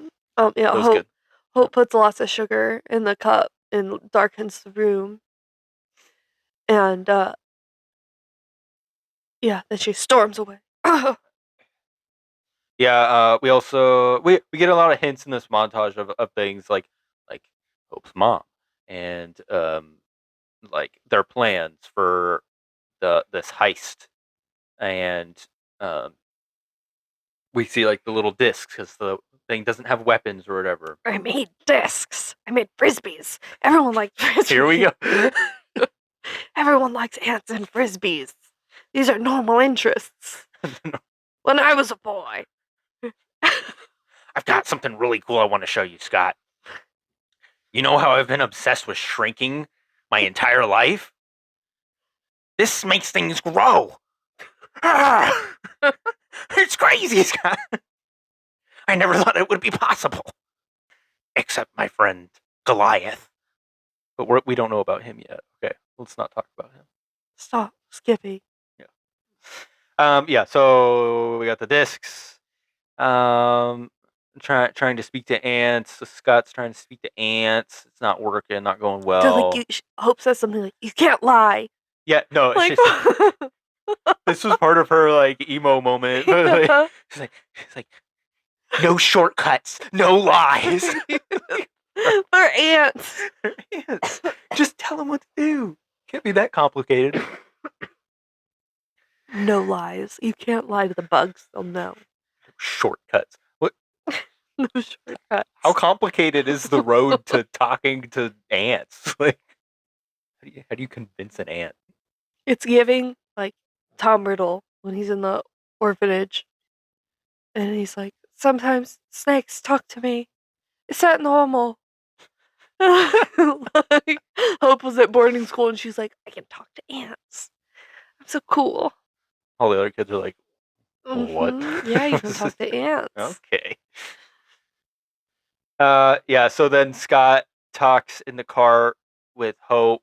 I do like how Scott tells her that he's the one that's being used for the mission because he's expendable, and that Hank loves her and doesn't want her to If she die. loves me, why is he lying? Yeah, she's all caught up in that, but I hate my dad. it makes total sense that that's why he's using Scott, because he doesn't want to lose Hope. And then Scott makes the ants do a dope penny spin on the It dash was of the pretty car. sick. It was pretty sick. I cried a little bit. And they go back inside, and Hank says, "Your mom." Janet, no! Before we dive into that, I do want to say Okay. that the key to talking to ants is just him thinking of Cassie. I don't know how that correlates really, but she's like, you gotta clear your mind. Think of Cassie or something. Think of your daughter. And then he's like, spin that penny. And it spins.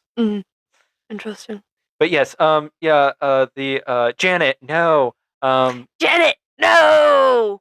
Yeah. Which, it's not the same one. Okay, is it in another movie? Yes. Where he in does that? Ant-Man and the Wasp. Is it more dramatic? Yes. Okay. Because it actually shows them doing it. Because, Janet wasn't cast at this point. Oh, yeah. It shows them doing it. And it's so obvious. Uh-huh. There's pictures with her face just, covered in the picture. Janet, no! This one's just like, Janet, no! Yeah. I was wondering, because I don't quite remember, but, you... Dramatize? No, there is a... Yeah, you dramatize things, so, No, because they're like, tell Cassie I love her. Janet, no! Janet, no! Yeah, it's a longer one. Yeah. Okay, so this is the boring one. And I was so excited, and it wasn't it. Yeah. Womp womp. But yeah, we learned that, Janet had to go subatomic to get through the titanium and shrink between the molecules or whatever, and went into the quantum realm, and that Hank has been all these years, or well, not all these years, for a few years after, dove into... For 10 years. He sent her to boarding school, and for 10 years worked to try and understand the quantum realm to be able to bring her back. And all he learned was that we know nothing. So for 10 years, he learned nothing. And sent his kid to boarding school after her mom died. Sick. So Hope is crying and immediately forgives 100%. She's chill with it. She's like, you were trying to protect me. I understand. But why didn't you tell me sooner? She was very, forgiving, just... I don't know. I mean, I don't know. I don't know how I feel about that. How do you feel about Scott feeding Anthony a water bubble? That's the cutest thing ever. Oh, yeah. You can't do animal testing on Anthony. No. Anthony. You can just shoot him. I'm going to shut down now. Oh, yeah. Okay. So, Scott's running with the ants now, and he's ready to go out on a mission. Yes, we have this. I called it the success montage. We go back to montaging, and it's all the good. He's getting everything he's now. He's feeding his ants water. Yeah. He's running with them in the grass, in the tunnels. Oh. He's one with the ants. I like him equipping the ants, putting little backpacks harnesses and harnesses on them. So cool. That's so crazy because Hank made those. He just big made them and shrunk them. And then he shrunk up. Yeah. Such a waste of material. Yeah. Fair. So yeah, now we go to the stealth mission. They gotta get a little piece or something. Yeah, very generic, mysterious piece of tech. Yeah. Just so we could have this little side just quest. So we could see Falcon. Cheapest Avenger. Yes. Finally. Please, no, make what it I've stop. been waiting for. Yeah, so This is one of the more fun parts, though, of the movie. I think, like, It's all, fun because he's getting his butt kicked. yeah, but all that montage stuff like felt slow, kind of to me. Mhm.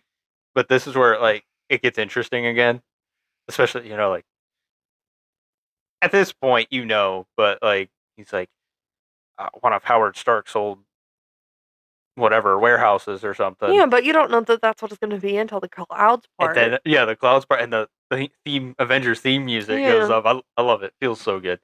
We get Avengers Campus and Abort! Abort! yeah. No, I can do it.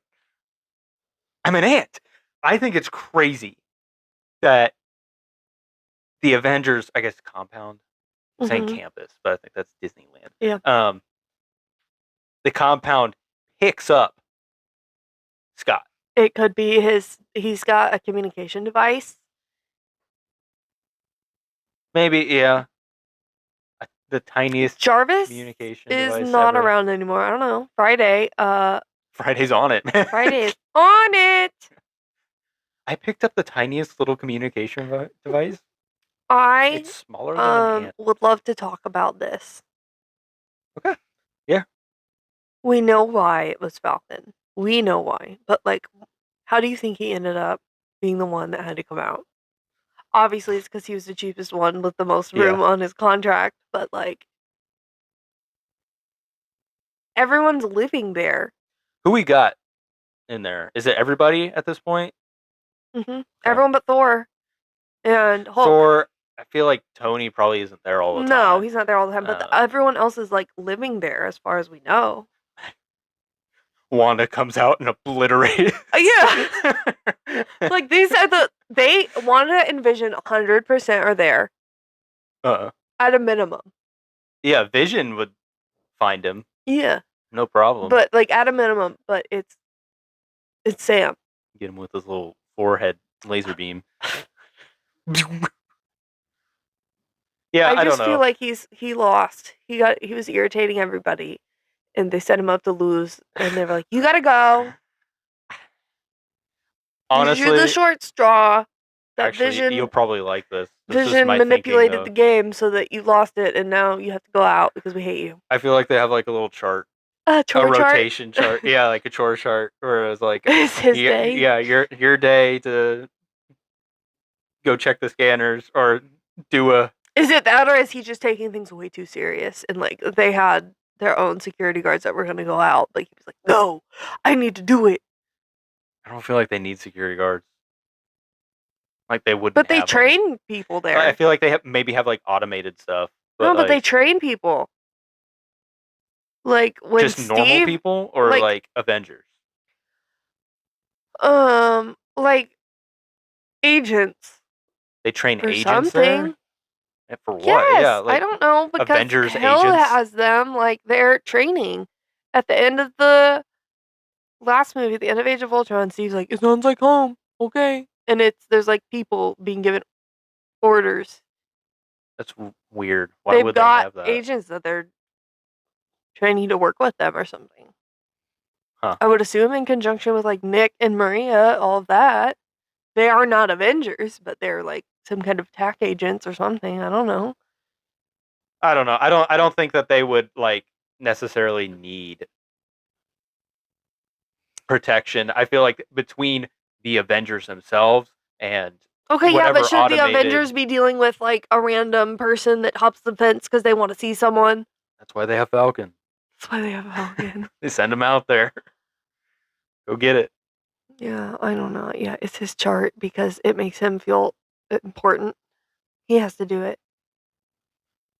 Steve would really like it if you went out there and handled all of it. Like, it's funny. Steve would really. They're he like, would think it'd be very admirable if you went out there. I think. That. Yeah, Wanda. That's the picture that we've got right now. We're coming up on Civil War. Wanda and Vision are like, got to get this guy out of this house. We have got to get this guy away. Oh my god. You need to check out all the parameter breaches because Steve would really think that was super cool of you if you would just go and just like 10 times a day for 10 45 times a minutes a day. Just walk around and 10 times a day for an hour.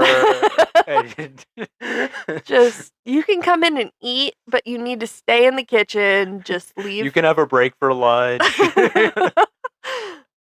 Yeah. They've got to bond somehow, you know? Gotta, You can come back in when you're tired enough to go to bed, but go straight to your but room. go straight. Yeah. Do not come to my door. Don't try and talk to me. And Natasha's like,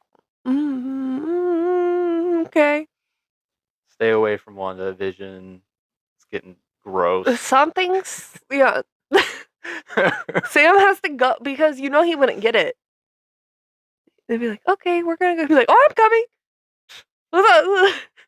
You guys need an escort. Steve would think it'd be very admirable.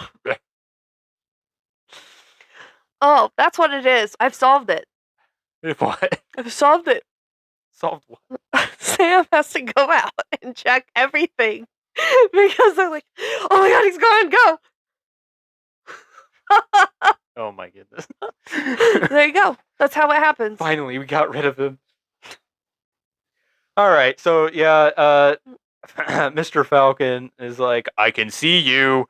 And I hate him so much. And I like how Scott, like, he Hi, I'm Scott. Yeah, he's just like, I'm Ant-Man or whatever. And he asks for the piece of technology like really nicely. Yeah. He's like, I just need this piece, like bad guys or whatever. Like, you know how it is, We're right? superheroes. Yeah, like superhero stuff, right? And then Sam's like, you are a security threat. I must protect the Avengers compound as Steve would. And I'm the man of the house when Steve's gone. yeah. I gotta defend America, all right? I'm prepping to be the next Captain America. I think it's wild that Sam punches Scott big during this fight, too. But I guess that's the downfall of the buttons. He probably punched one of those tiny little buttons or something. It made him go big. Yep. But the breach is an adult male with shrinking tech. That's what he says. I have it written down. I mean, that's accurate. So calls himself Ant-Man. He says he's sorry while they're fighting. Yeah. And he just completely dismantles Falcon's pack. I feel like, yeah, like if it wasn't Sam, Ant-Man probably would have been recruited right then and there.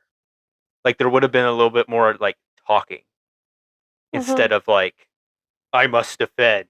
Yeah. You know? Like, well, he's a big man. Yeah. Big Sam man. Yeah, you send Natasha out there, she'd be like, oh, okay. Natasha, ooh. She's too high on payroll for that. That's what I'm saying. You gotta send the little kids out. Well, I could see that. Honestly, I could see him Natasha out there, maybe. But it's most likely a ground level threat. Or nothing. But she's too high on the payroll for nothing. Sam is really excited. I can have a story. Yeah, but you're not sending one of your big, like, heavy hitters out there. Like Powers. It's okay. I'm just glad it's not Vision. They're not treating him like a surveillance drone. Yeah. Put some respect on his name. Huh? That's right. Okay, we got to keep moving. We've been on this far too long. Okay, so he dismantles Falcon's pack, and Falcon says, it's really important that Cap never finds out about this. He's embarrassed. And he's got the tech. And he gets out of there. Sick. And then now I say, how long would it take Tony Stark to figure out who Ant-Man is after he has shown up, declared himself as Ant-Man, and shown his face on property? Not long. Yeah. But there's no consequence to this. Yeah. He does not show up on their side in Civil War. No, I don't know if he is not pursued. Tony, though, I feel like Sam kept it all under wraps. Like, I'm sure he had He got his butt whipped on the yard, came back with his stuff broke, had it fixed, and no one found he went out. there and he deleted the security footage because it was embarrassing. I don't know, man. So that's why he's keeping him in his back pocket for Civil War. Everybody needs a bug man on their side. Apparently. So spoilers.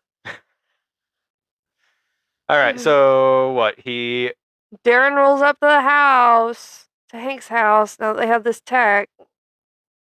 Is what I have. I had. Well, Scott says that he fought an Avenger and didn't die. Barely an Avenger. Okay. Yeah, I know. I still don't count him as an Avenger. Okay. He falls into that bucket. You know, it's like he's. You have the Avengers, but he's a sidekick. He's not. He's like Rhodey. Yeah, but he's been on the team. That's interesting though, because I think Wanda and Vision are definitely Avengers. Yeah, but like they're their own heroes. You know, like they're their own characters, kind of thing. It's like, but Cap has the sidekick, Sam. He's just like next in line to be Cap, and then like Tony has Rhodey just because he got another suit. It's it's just this is my friend or whatever. He's part of the team. We can call my friend if we need some more help. Exactly. They're just like backup. Yeah, like. But yeah, like Wanda and Vision are actual like members. Like I feel like they're higher up than Rhodey and Sam. Like I would never call Rhodey an Avenger. He's a military member. Well, okay, I wouldn't call him an Avenger. Yeah. Yeah, he's more military, I guess. But like Ant-Man, Spider-Man, not Avengers. See, yeah, that's like I want to call Spider-Man. Doctor Strange, not an Avenger. I want to call Spider-Man. Well, he is an Avenger. Okay, he's just not an Avenger for very long. Spider-Man? Yeah, I count for Infinity War. I count the knighting, of him as an Avenger by Tony, as you are now a member of the Avengers, but it doesn't last very long because after all that, after Endgame or whatever, it's like Bucky's not an Avenger. Nobody's an Avenger anymore. So, but they're fighting over the name right now, so we'll see who ends up being the Avengers. Yeah.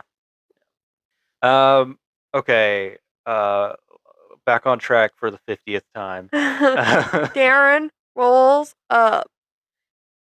Yes. I hate you, Hank, but I need you there to see me in my prime. Please, I need this. And then as soon as he leaves, he calls Hope. Where are you? Yeah. And I like the ant rolling up the plans. That was Scott. Heist. Oh, was it Scott? Yeah. Is the Ant-Man suit? Yeah. Oh, yeah. He was just obviously they had doing a whole that. Hope was like the plans. Oh, I thought that was. I'm pretty sure it was Scott. It could have been. Yeah, it probably was. That the plans roll up and Darren like totally sees it. Yeah. Yeah. I'm like, okay. I'm equally like surprised that Darren knew anything about this stuff that's going on. And like it's also super obvious. Yeah. That something's going on. But like I don't know. I'm bewildered on both sides. I don't know. I think Darren's just a strange character. He is. He really is, and he gets stranger. So yeah, what Darren? Boy, does he get stranger. Darren tightens security immediately, and they realize, oh, if we decrease the water pressure, we can get in that way. So they need to broaden their team. So they bring in Luis and Dave and Kurt. What does Hank call them? Not those. I don't know. Never mind then. Doesn't matter if we can't remember it. Hope does not like this. And she's like, Luis was arrested for stealing smoothie machines. Scott was arrested as well? Yeah. So. What do you mean? Like, he's not a real criminal. He was arrested for stealing smoothie machines. and the waffle maker that nobody knows about, but it's very obvious. So they get brought in, and they're like, "Thank you for inviting us back in your house after we robbed you." Yeah, And I then love him. Scott shows them the Ant-Man suit, Yeah, and everyone starts screaming. I swore he said like the Baba Yaga at some point in this movie, but he didn't. You sure? Kurt, I thought he I did. thought Right maybe I there. missed it. I was waiting for it right there. I thought Maybe it was when Louise I missed it. I don't know. was like, "Oh yeah, this is a pretty sick suit, Scott." Like, "Oh yeah, that's your superhero fighting." Oh, where'd you go? This is witchcraft. I feel like he says something He about the said, Baba Yaga. witchcraft, sorcery. Yeah. Okay. Yeah. Maybe not. There was something about Baba Yaga comes at night. Yeah. That's about ghosts, though, that he says Baba Yaga. Yeah, he might have just talked about Baba Yaga in the second one or something.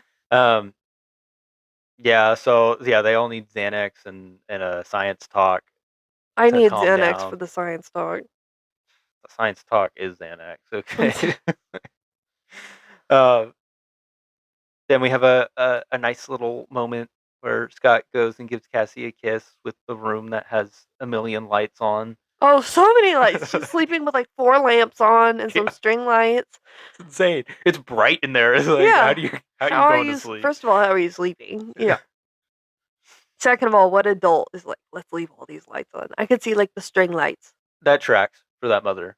You think? Yes. She's like, sure, honey, we'll leave the whole light on. I don't like Everything. her, okay? You don't like the mom? She's too mean to Scott. Oh my gosh, you're just a And dad. I'm starting to not like her. I don't like how she's like trying to take this toy away from Cassie, and when Cassie genuinely really likes it, and her father gave it to her, like, you sure you don't want another toy? Okay. Cassie's like, yeah, mom, I want this one. Are you sure? Yes, my daddy gave it to It's me. from a criminal. I'm your bestest friend. And it's ugly. And I love it. Okay. So yeah, then we get Luis have that he nervous talks here. This is whatever he's talking about, like, oh, your girlfriend's hot or whatever. No, I get nervous. Yeah. Um, but yeah, we start the heist, and yeah, he like talks about like whistling or whatever, and then they're like, no, don't do whistling or whatever. Then You said this isn't the Andy Griffith show. yeah, so the Andy Griffith show. He goes in there, he just starts whistling. And he whistles is a small world. Yeah. So I have that Scott opens the doors of the van, back door, the big sliding back door of the van, in the Ant-Man outfit. Okay. They're parked right outside. Him. Yep. With all those people. Opens the big sliding door of the van in the outfit, takes a step out, and then shrinks. Yeah, probably not the best move. You shrink in the van, and then have somebody open the door, fly out a cracked window or something. Like, and just slide out. It was just like a grown man just disappeared in broad daylight on the street. Like, they got the security footage. You know they do. Yeah, so Scott goes through all the water pipes and uses his cool raft ants and rope ants and all the ants. Meanwhile, Luis is like taking down guards and stuff, and he takes out the security boss. What a G! Like, he's got skills, okay? Like, Luis has skills. It's like, I'm just trying to secure the area. That's what the boss man said. I'm the boss. Punched. Boom. Punched out. Knocks him out. Like, okay. I believe that he took out Peachy now. Yeah, he's just dropping people. Yeah. We got Dave and Kurt. They notice a Crown Vic. That's going to be a problem for us. Does your brother still have a Crown Vic? For sure. He's always got a Crown Vic. Okay. How many Crown Vics has he gone through? I think like 5, but he doesn't Goodness. treat him good, you know. Oh no. Oh. Yes. So yeah, Crown Vic. The police are here. Then we get another guard gets bit by an ant, and then Luis takes him out the rest of the way. And they placed the little tech piece that they needed to place. Um, good old Dave, he steals the Crown Vic. Um, as what's his name again? Paxton is Paxton. arresting Hank. Well, they're talking. Well, They're they talking start grabbing him. They're going to Yeah. detain Hank, and then they steal the car, the cop car, and Hank gets inside. Yeah. Slips in. That's the diversion of the car getting taken. And then we go. Yeah, we go inside with Hank, and Darren is there, and he like greets him or whatever. And I just thought it was so cringy how Tara goes like, "Oh, you're just in time," and he like points to his watch or whatever. Like, bro, stop, dude. He's just giving like classic sinister villain man, Yeah, like businessman. I keep trying to think of a character to compare him to. he's obviously like messed up in the brain. Like, For sure. bad, bro. So I started to wonder. No one else can see you point at your head like that. Every time, yeah. But I really like it. So I started to wonder. Could the legends be true? Oh.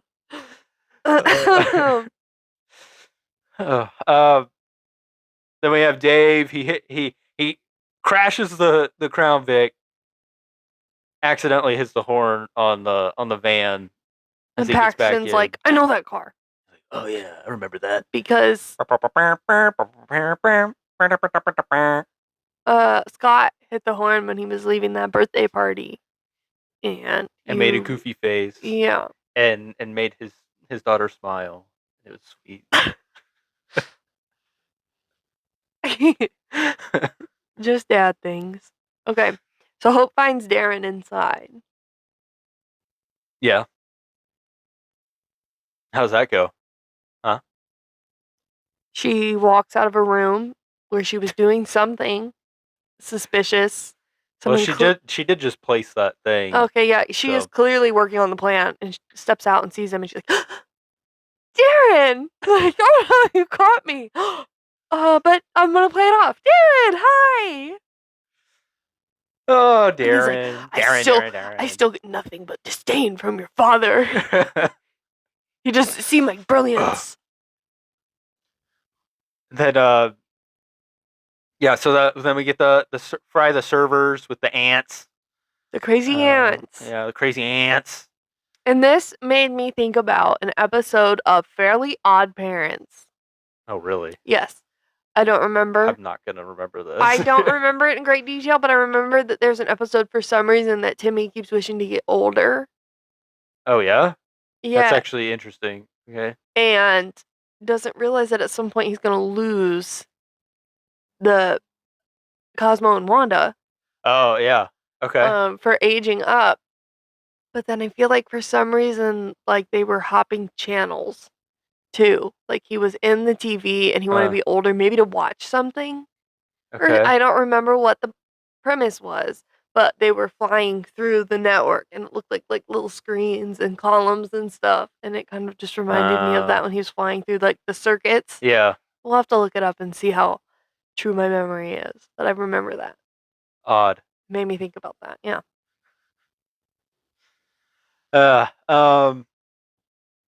Yeah, so they fry the servers. The Shield guys are Hydra. They're not what they once were. Or whatever. They're doing good work now. Mm-hmm. Really.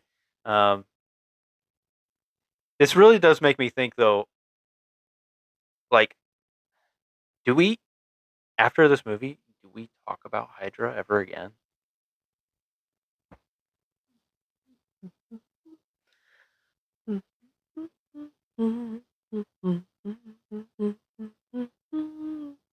Not as a big problem.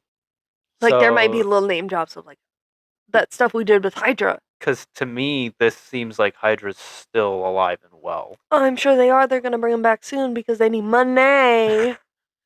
They should bring that him last back. Captain America movie didn't do so hot. Yeah. I don't know. It felt... Because, like, in the past, I've always felt like Hydra was wrapped up or whatever, pretty much. And then... Cut off one hand. Yeah, but paying attention to this, I was like, they're, like, very evidently still around. Hydra's going to be the main villain in Doomsday. Why have we not come back to that? Do you hear me? Doomsday. Hydra's going to be the main villain in Doomsday. And Secret Wars. Oh my goodness. It's a multiple event issue. Dr. Doom was Hydra all along. Cut off one head. Oh. Why do you think he looks like someone that we've seen before? My goodness. All right. Well, we get so this presentation starting, or whatever this meeting was. I feel like they already did the presentation. It's time. I've shrunk a live thing before. Oh, okay. Now you can buy the suit and use it, but I control the fuel. It's a good idea. It's a good idea. What do you call the man who can power the most powerful weapon in the world? The most powerful man in the world. You're supposed to deliver that line like Hank Pym.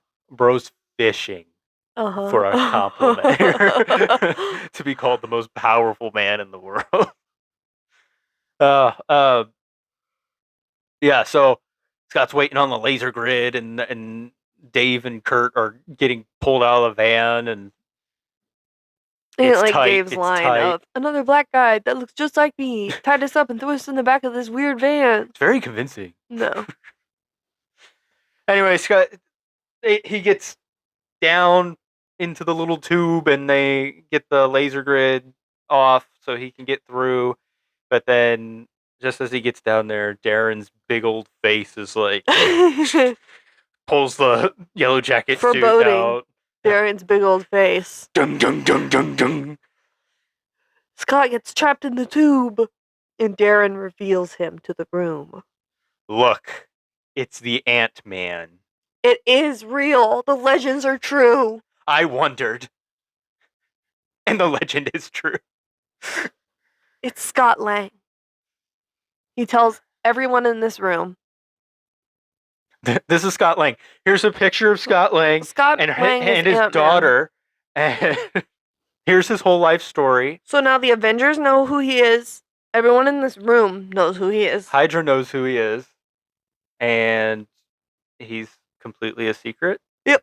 So, yeah, interesting. So then, then we get it revealed that, like, Darren basically knew everything the entire time, what they were planning. Mm-hmm. And I'm like, this is, again, like, I'm a little bewildered by that, because I'm like, well, Hope is not very convincing. How did you know some of the details that you would have had to know, kind of thing? Because he's a G. Like, he knows about Scott fighting an Avenger or something. Like, why? How do you know this stuff? What do you think he's been doing with all the little lambs? Well, I guess he did. He was probably in the house when Scott said, "I fought an Avenger and didn't die."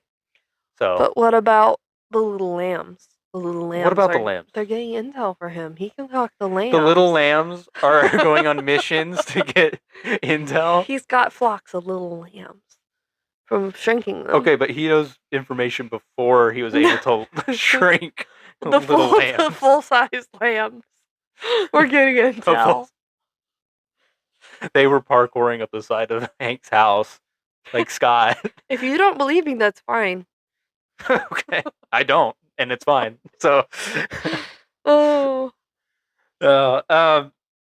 okay, so yeah, he knows everything.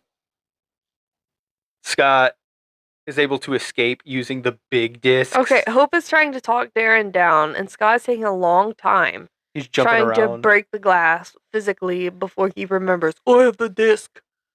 Well, his punch is like a bullet, apparently. But he was wasting a lot of time. There's guns being pulled. Well, he figured it out. Eventually. He used his big disc. He used the big disc. So he looks to the side. He breaks out. He's big, and he just like looks and shrinks. Like there's just okay. like a Bigfoot pose of him, and then he shrinks. Yeah. And then they all fight, and Hank gets shot. I'm dying. Send the ants. I'm not gonna die today, and neither are you. It's not a keychain. It's a tank. Okay, so the ants are keeping the gun from firing when Darren is trying to shoot. Hilarious. And then that guy This is what I want from an Ant-Man movie, okay? The ants are working overtime. What's his face that got punched in the beginning of the movie takes the yellow vial, so he's got the fuel. Yes. Or he's got the juice. He's got the juice. He's got the yellow jacket juice. I have arrested friends run away. Yeah, and then Ant-Man, he goes after the suit because the suit's in the little case and everything. Because Hope says, "Go after the suit." Yeah, and he listens. Mm-hmm. And I do like the shot, and I think they put it in the trailer. But him running through the model? No, him like flipping over the barrel of the gun as it's firing. Oh, I don't kind remember. of thing. I always think it's a cool shot. But he's fighting those security guys. Yeah, then he goes in the model, and I like that. I think it's fun, like him running around and like it's like bombs hitting, but it's bullets, and there's like the little cars like flipping over and stuff. But he like slid across the hood of a tiny car. Yeah. It's just fun. It's fun, and so Louise, punches out everybody and Scotty, did I save your life? Yes, you did, Louise. Yeah, we're the good guys now. Feels weird. Then we go to the helicopter, and this is a sad moment. The ants start flying out of the building in a fleet, and Darren starts shooting into the ants. Think about that. You are shooting ants. Bah, bah, bah, bah. Emptying your gun at ants. Yeah. And it's nighttime and he can see them. He got a lucky shot though. He did. Darren shoots Anthony. It's really sad. I wish Anthony could continue on into the other movies, but then we just get cheap knockoffs. His wing is slowly spiraling down. That is so tragic. And then it lands on the ground, sticky, body side down, before it falls to the ground flat. Scott's like falling, and he's Anthony! And then he just gets on some random ant. Not the same. And keeps going. It's really not the same. Tragedy. If this was 24, Anthony would have a silent clock. Let's play a silent clock for him now.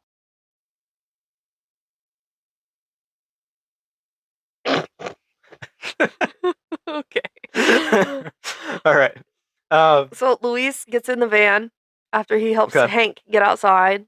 He hears the horn, and well, the tank helps. Okay, yeah. Sorry. They initiate the keychain. They don't even take the keychain part off before they make it big. It's like attached to it. It busts out of the side, key ring and all. Paxton started calling for backup, and he's like, "And there's a tank." That was a bit much. The key ring. Mm-hmm. I can do Thomas. That's fine. The keychain, huge giant keychain ring. Mm-hmm. Nah, bro. So they get out of the tank. Hank has obviously been shot. Louise helps him limp over, and then he hears the van. How did that help him, like, medically? And, I don't know. Bursting through a wall, and then the tank fell like a story or two down to the earth. It helped him medically. So, like, at his age, that feels good. Hopefully he was like, I don't know how that works, but like strapped in at least, but at the very least he probably would have gotten whiplash or something. So, Luis gets in the van and Paxton's yelling at him to get out of the van. He says, "What? I can't hear you. There's a tank. Yeah, I have to leave." And they drive away. Then the building explodes, but like folds in on itself and disappears into nothing. Yeah, they shrink it. But before Shrink the that, explosion. Darren says to Scott, "Did you think you could stop the future with a heist?" And Scott says, "It was never just a heist." Oh, and then the building blow it up. implodes. Blow it up. And then while this is happening, this guy on the helicopter tries to like grab Scott as if he was a real little bug and couldn't just make himself huge as soon as the guy Yeah. put his hand down on him. He's probably trying to squish him. Maybe, I don't know, he's just like reaching his palm out towards him.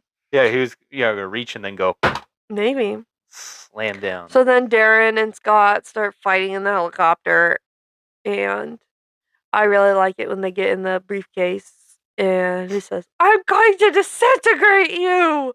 And Siri starts playing Disintegration by The Cure as they fall and shoot each other, and the car keys and everything are jiggling around in there with them.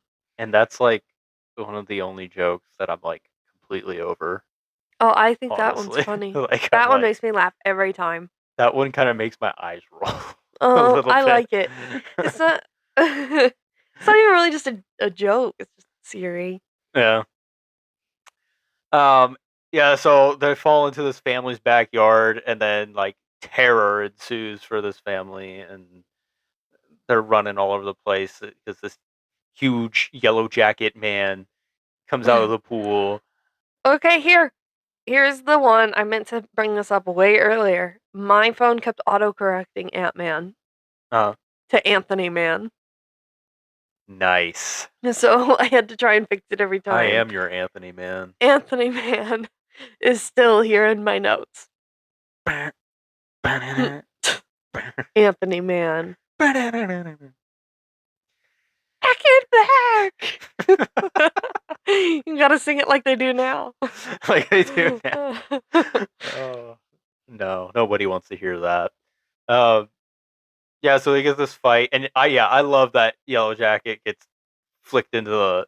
He hits him in there with like a ping pong paddle. Bug zapper. Yeah. Yeah, Scott gets arrested, and Darren. This is like the most underrated shot. I want a loop of this. Darren is violently getting electrocuted by the bug zapper. He's screaming horrifically. Like crazy. And then in the police car, Paxton is not listening to Scott as Scott says, "There's something in that backyard that needs to be destroyed in the bug zapper." He's like, "That's enough of your crazy talk." In the bug zapper. Yeah. And then while they're in the car, they get a call that their house, Paxton's house has a disturbance. There's been a disturbance, and Cassie is in trouble. So they go there. They park outside, and it always irritates me every time I see this. Scott, so he's handcuffed. He has to put this helmet on with like just his head. Oh yeah. It irritates me. Like I can see his like ear folds. And it's like, oh, that looks like it hurts trying to get like your ears, trying to get it on. Like it's not. Oh, like the top of his ear folds down. Yeah, like the side of the helmet like caught and like pushed his ears down, like, and he's like shoving his head in there, or, like looks like it's like scraping his ears or something as he's trying to put it on. Like, ouch. But then we get, "Hi, Peanut." Yeah. Well, Darren's up in the room and Cassie says, "Are you a monster?" Oh. Yeah, get out of there. First of all, I said this the first time we watched this for a rewatch, that if he is up in the room with your kid, you better be dead. As a parent, he got all the way up there. Like, I guess he's tiny, but like, I don't know. Yeah. The mom's just in the yard. She's like, "He's up there," so like she knows something's happening. I don't know, man. I was just thinking of like he was just in the bug zapper. Now he's in the room. I was like, I think it's funny that like he was. I assume he was like dead, And and then then it it brought him like back brought to him back life. to life, and that's what, like him screaming is like coming Yeah. back to life. I'm like, bro, the bug zapper brought you back. At his size. I know. Yeah, so he says he's waiting for her dad, and he comes up. Obviously, he comes in. And he says, "Yeah, hey, Peanut." Love it. Yeah, like he's all serious, but then like he takes the moment to like look at her, and like his face is like goes all like He's, nice, like hi cheesy. Peanut, and then Hey, he Peanut. goes back to It it. bothers me that he doesn't say like, "Get downstairs, go away." Yeah, There's like that's lasers and true. stuff. It's like lasers and stuff. Yeah, Cassie Yeah. should probably get away now.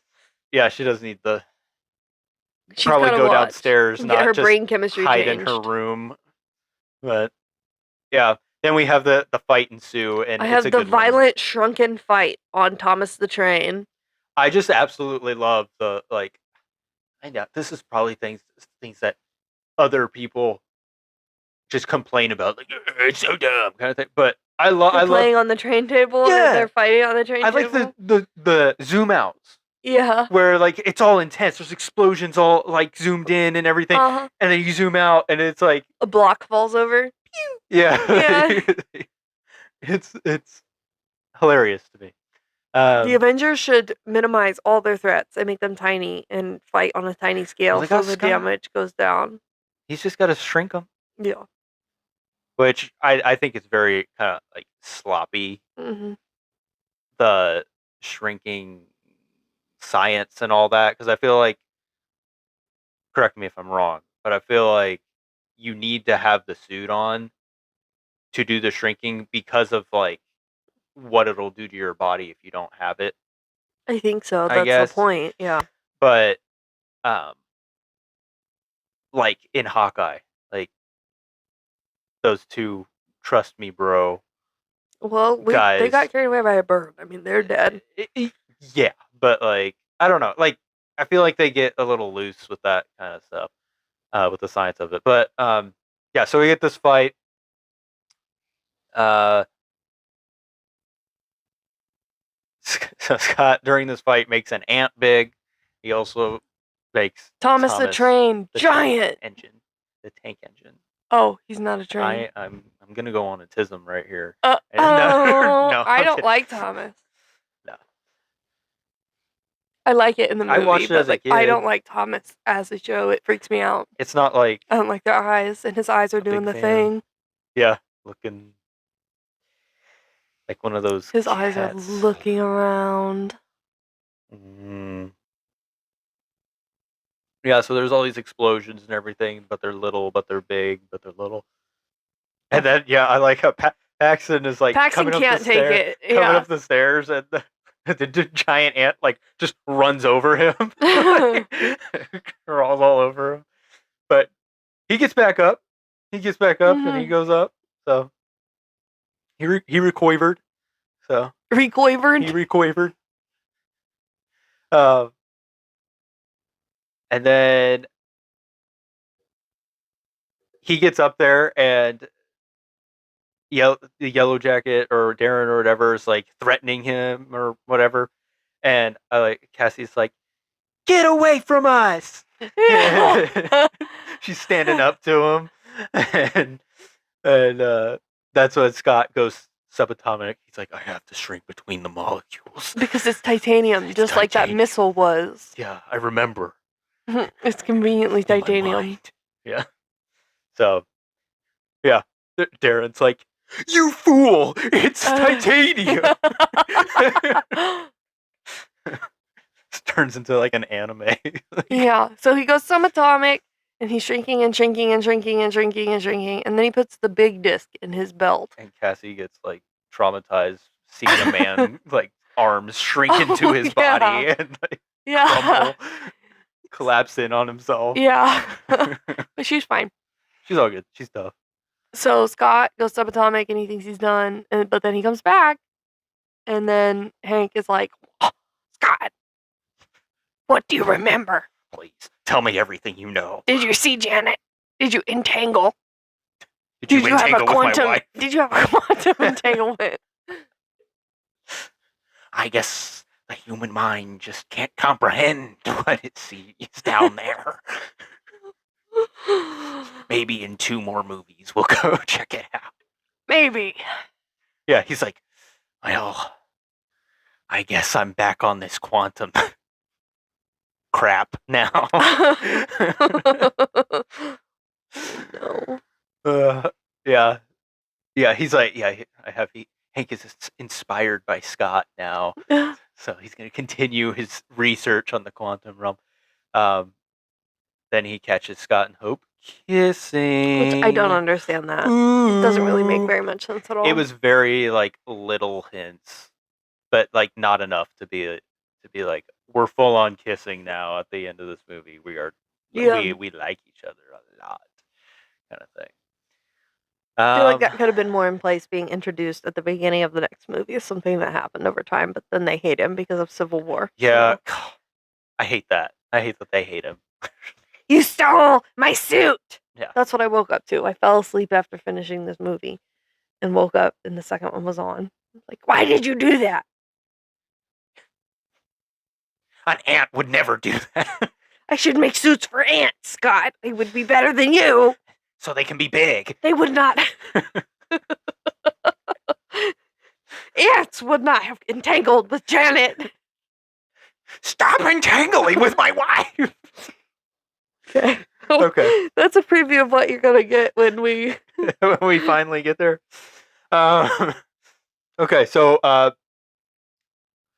Paxton and the crew they're all good now. Paxton, Maggie, Cassie, Scott, they're all good. And the giant ant dog. Are all good there. Cassie did a cartwheel, which was sick. Cassie fed the ant under the table, and that's chill. That's chill, yeah. Paxton's so chill with the ant now that it can live in his house after it ran him over. Yeah, kind of weird.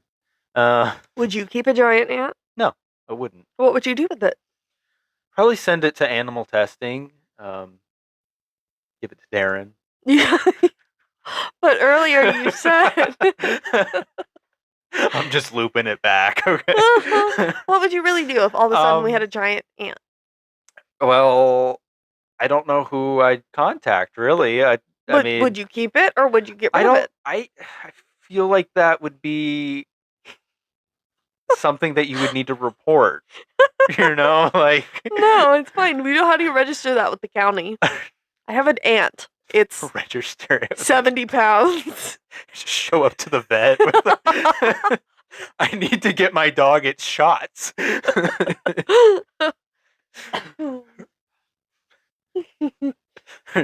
call it something wild, like I found this bunny in my backyard. Okay, so yeah, Paxton's keeping Scott not out of jail. Kind of. He's covering for his jail escape. Then we get Luis do the last story. He tells the story about how Falcon is looking for him. Yeah. Pretty cool.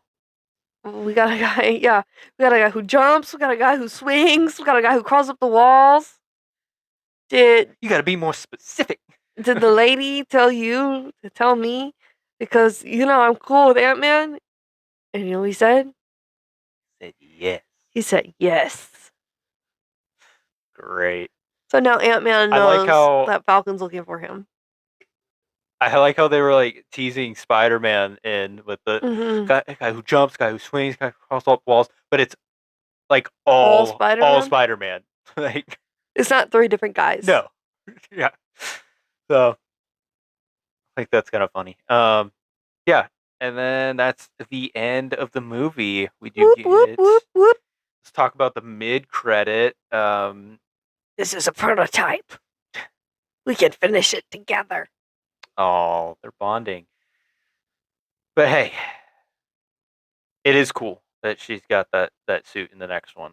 I think the fighting it's better to me. Like to have that the wings and the ability to fly with the shrinking, it just like looks cooler. Like you can do more with it.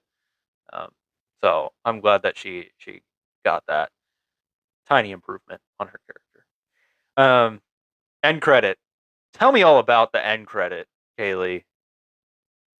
Get us hyped for what's coming next. Oh my goodness. Bucky's in his little red shirt chained to a pipe. Whoa, with his little red with shirt. his head down because he just got thunked in the head or something. Just had a big fight. And he's about to talk about how your mom's name was Sarah. You used to put newspapers in your shoes. Okay? Yeah. And Sam's like, I know a guy. We gotta fight. We gotta fight. Come in, and I know a guy. So I guess Bucky's already talked about the newspapers in the shoes. Steve's like, looks like we're on our own, whatever. And then Sam's like, maybe not. I know a guy. Maybe not. We could actually get Clint. And then underwhelmingly brings in Ant-Man. We could get Clint to go pick up this Ant-Man guy and also Wanda for no reason. Yeah, let's fight. We will have an entire episode dedicated to why Wanda and Vision could have been left out of this. Okay. Coming soon. We need to involve them, though, because it's basically an Avengers movie. Yeah. One of my... I don't even know if I want to hesitate on that. It's got to be a top 3 for me. Okay, well, let's talk about Civil War when we get to Civil War. But I want to talk about it now because I really like it, and we're also just casually going to watch it tomorrow and prep for Spider-Man. So yeah, Spider-Man, brand new day is coming up, so we're prepping. We gotta watch all the Spider-Man movies, or what he's in. For fun.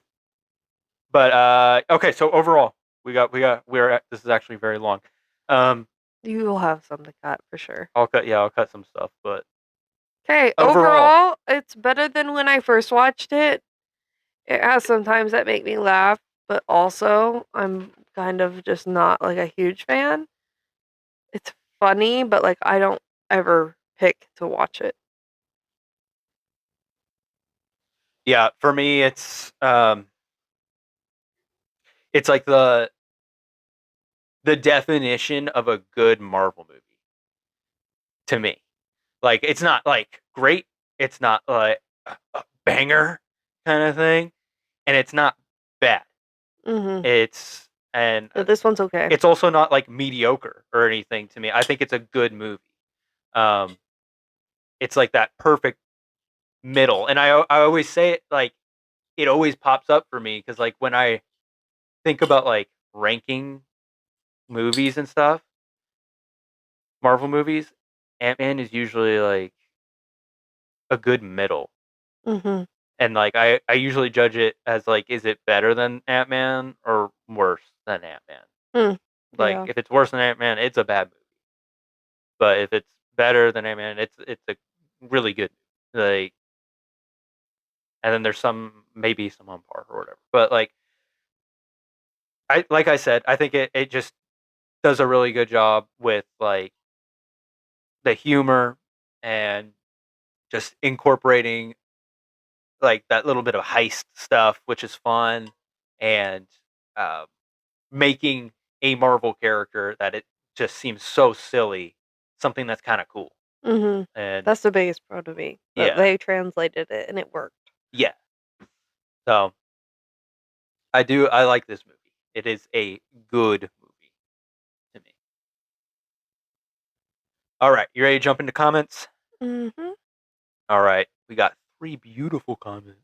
Are they beautiful? Beautiful. Beautiful. I am beautiful. You are beautiful. They are beautiful. What is this from? Michael Klump. Oh, I am beautiful. You are beautiful. They are beautiful. They are beautiful. Okay, Ethan is beautiful. He has a comment for us. Okay. He's our shortest comment. He says, "It was cool and fun." It could be cool and fun, yeah. I agree. You I could think it call is it cool cool and and fun. Our second comment comes from Adrian. Adrian Agrest. Oh, uh, plaque? flag. Claws out. Adrian says, Marinette? it was a good movie. Um, Adrian said he actually broke this out, kind of like how we break out our bonus episodes. He put pros and he put cons. Oh, So, hit me with it. pros, he has casting. Casting was great. Mm-hmm. Luis, Mm-hmm. the Falcon scene. No, not You don't like really. the Falcon scene? I mean, I just don't I like Falcon. thoroughly It's enjoy okay the that Falcon Falcon scene. got his booty kicked, but I don't know other than that. I liked it. I agree here. Cons. Hope. Hank and Janet not being Ant-Man and Wasp. No. Yeah, you kind of skip straight to the next Yeah. gen. I honestly, would I don't mind love it, to but- go to like get a movie. It would have been cool to get a movie like back when they were. Yeah, you already talked about that at the beginning I of the know. episode Yeah, because but you want this time period at when I the want the movie time opens. period. Yeah. Like I guess I would be okay. I was thinking of more like in general that time frame, but like I guess I would be okay with like a Hank and Janet Ant-Man movie just set back with like Shield stuff going on. Well, Michelle Pfeiffer was busy making Batman. True. Other cons that he had here, how long the movie took to be made. Okay. Yellow Jacket suit being over designed and CGI. Doing the origin instead of just skipping it. The humor. Lack of focus on the story. Okay. Whatever that means. Yeah.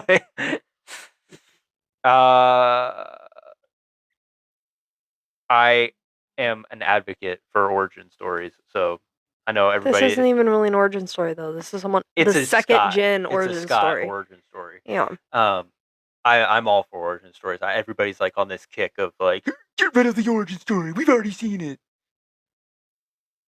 And even ones that like we haven't seen yet, they're like, just skip it. Like, Everyone just wants instant gratification. Yeah. We can't skip to the team up; it won't hit right. No, there's a reason why we have the origin. Like, Didn't you guys watch Justice League? Yeah.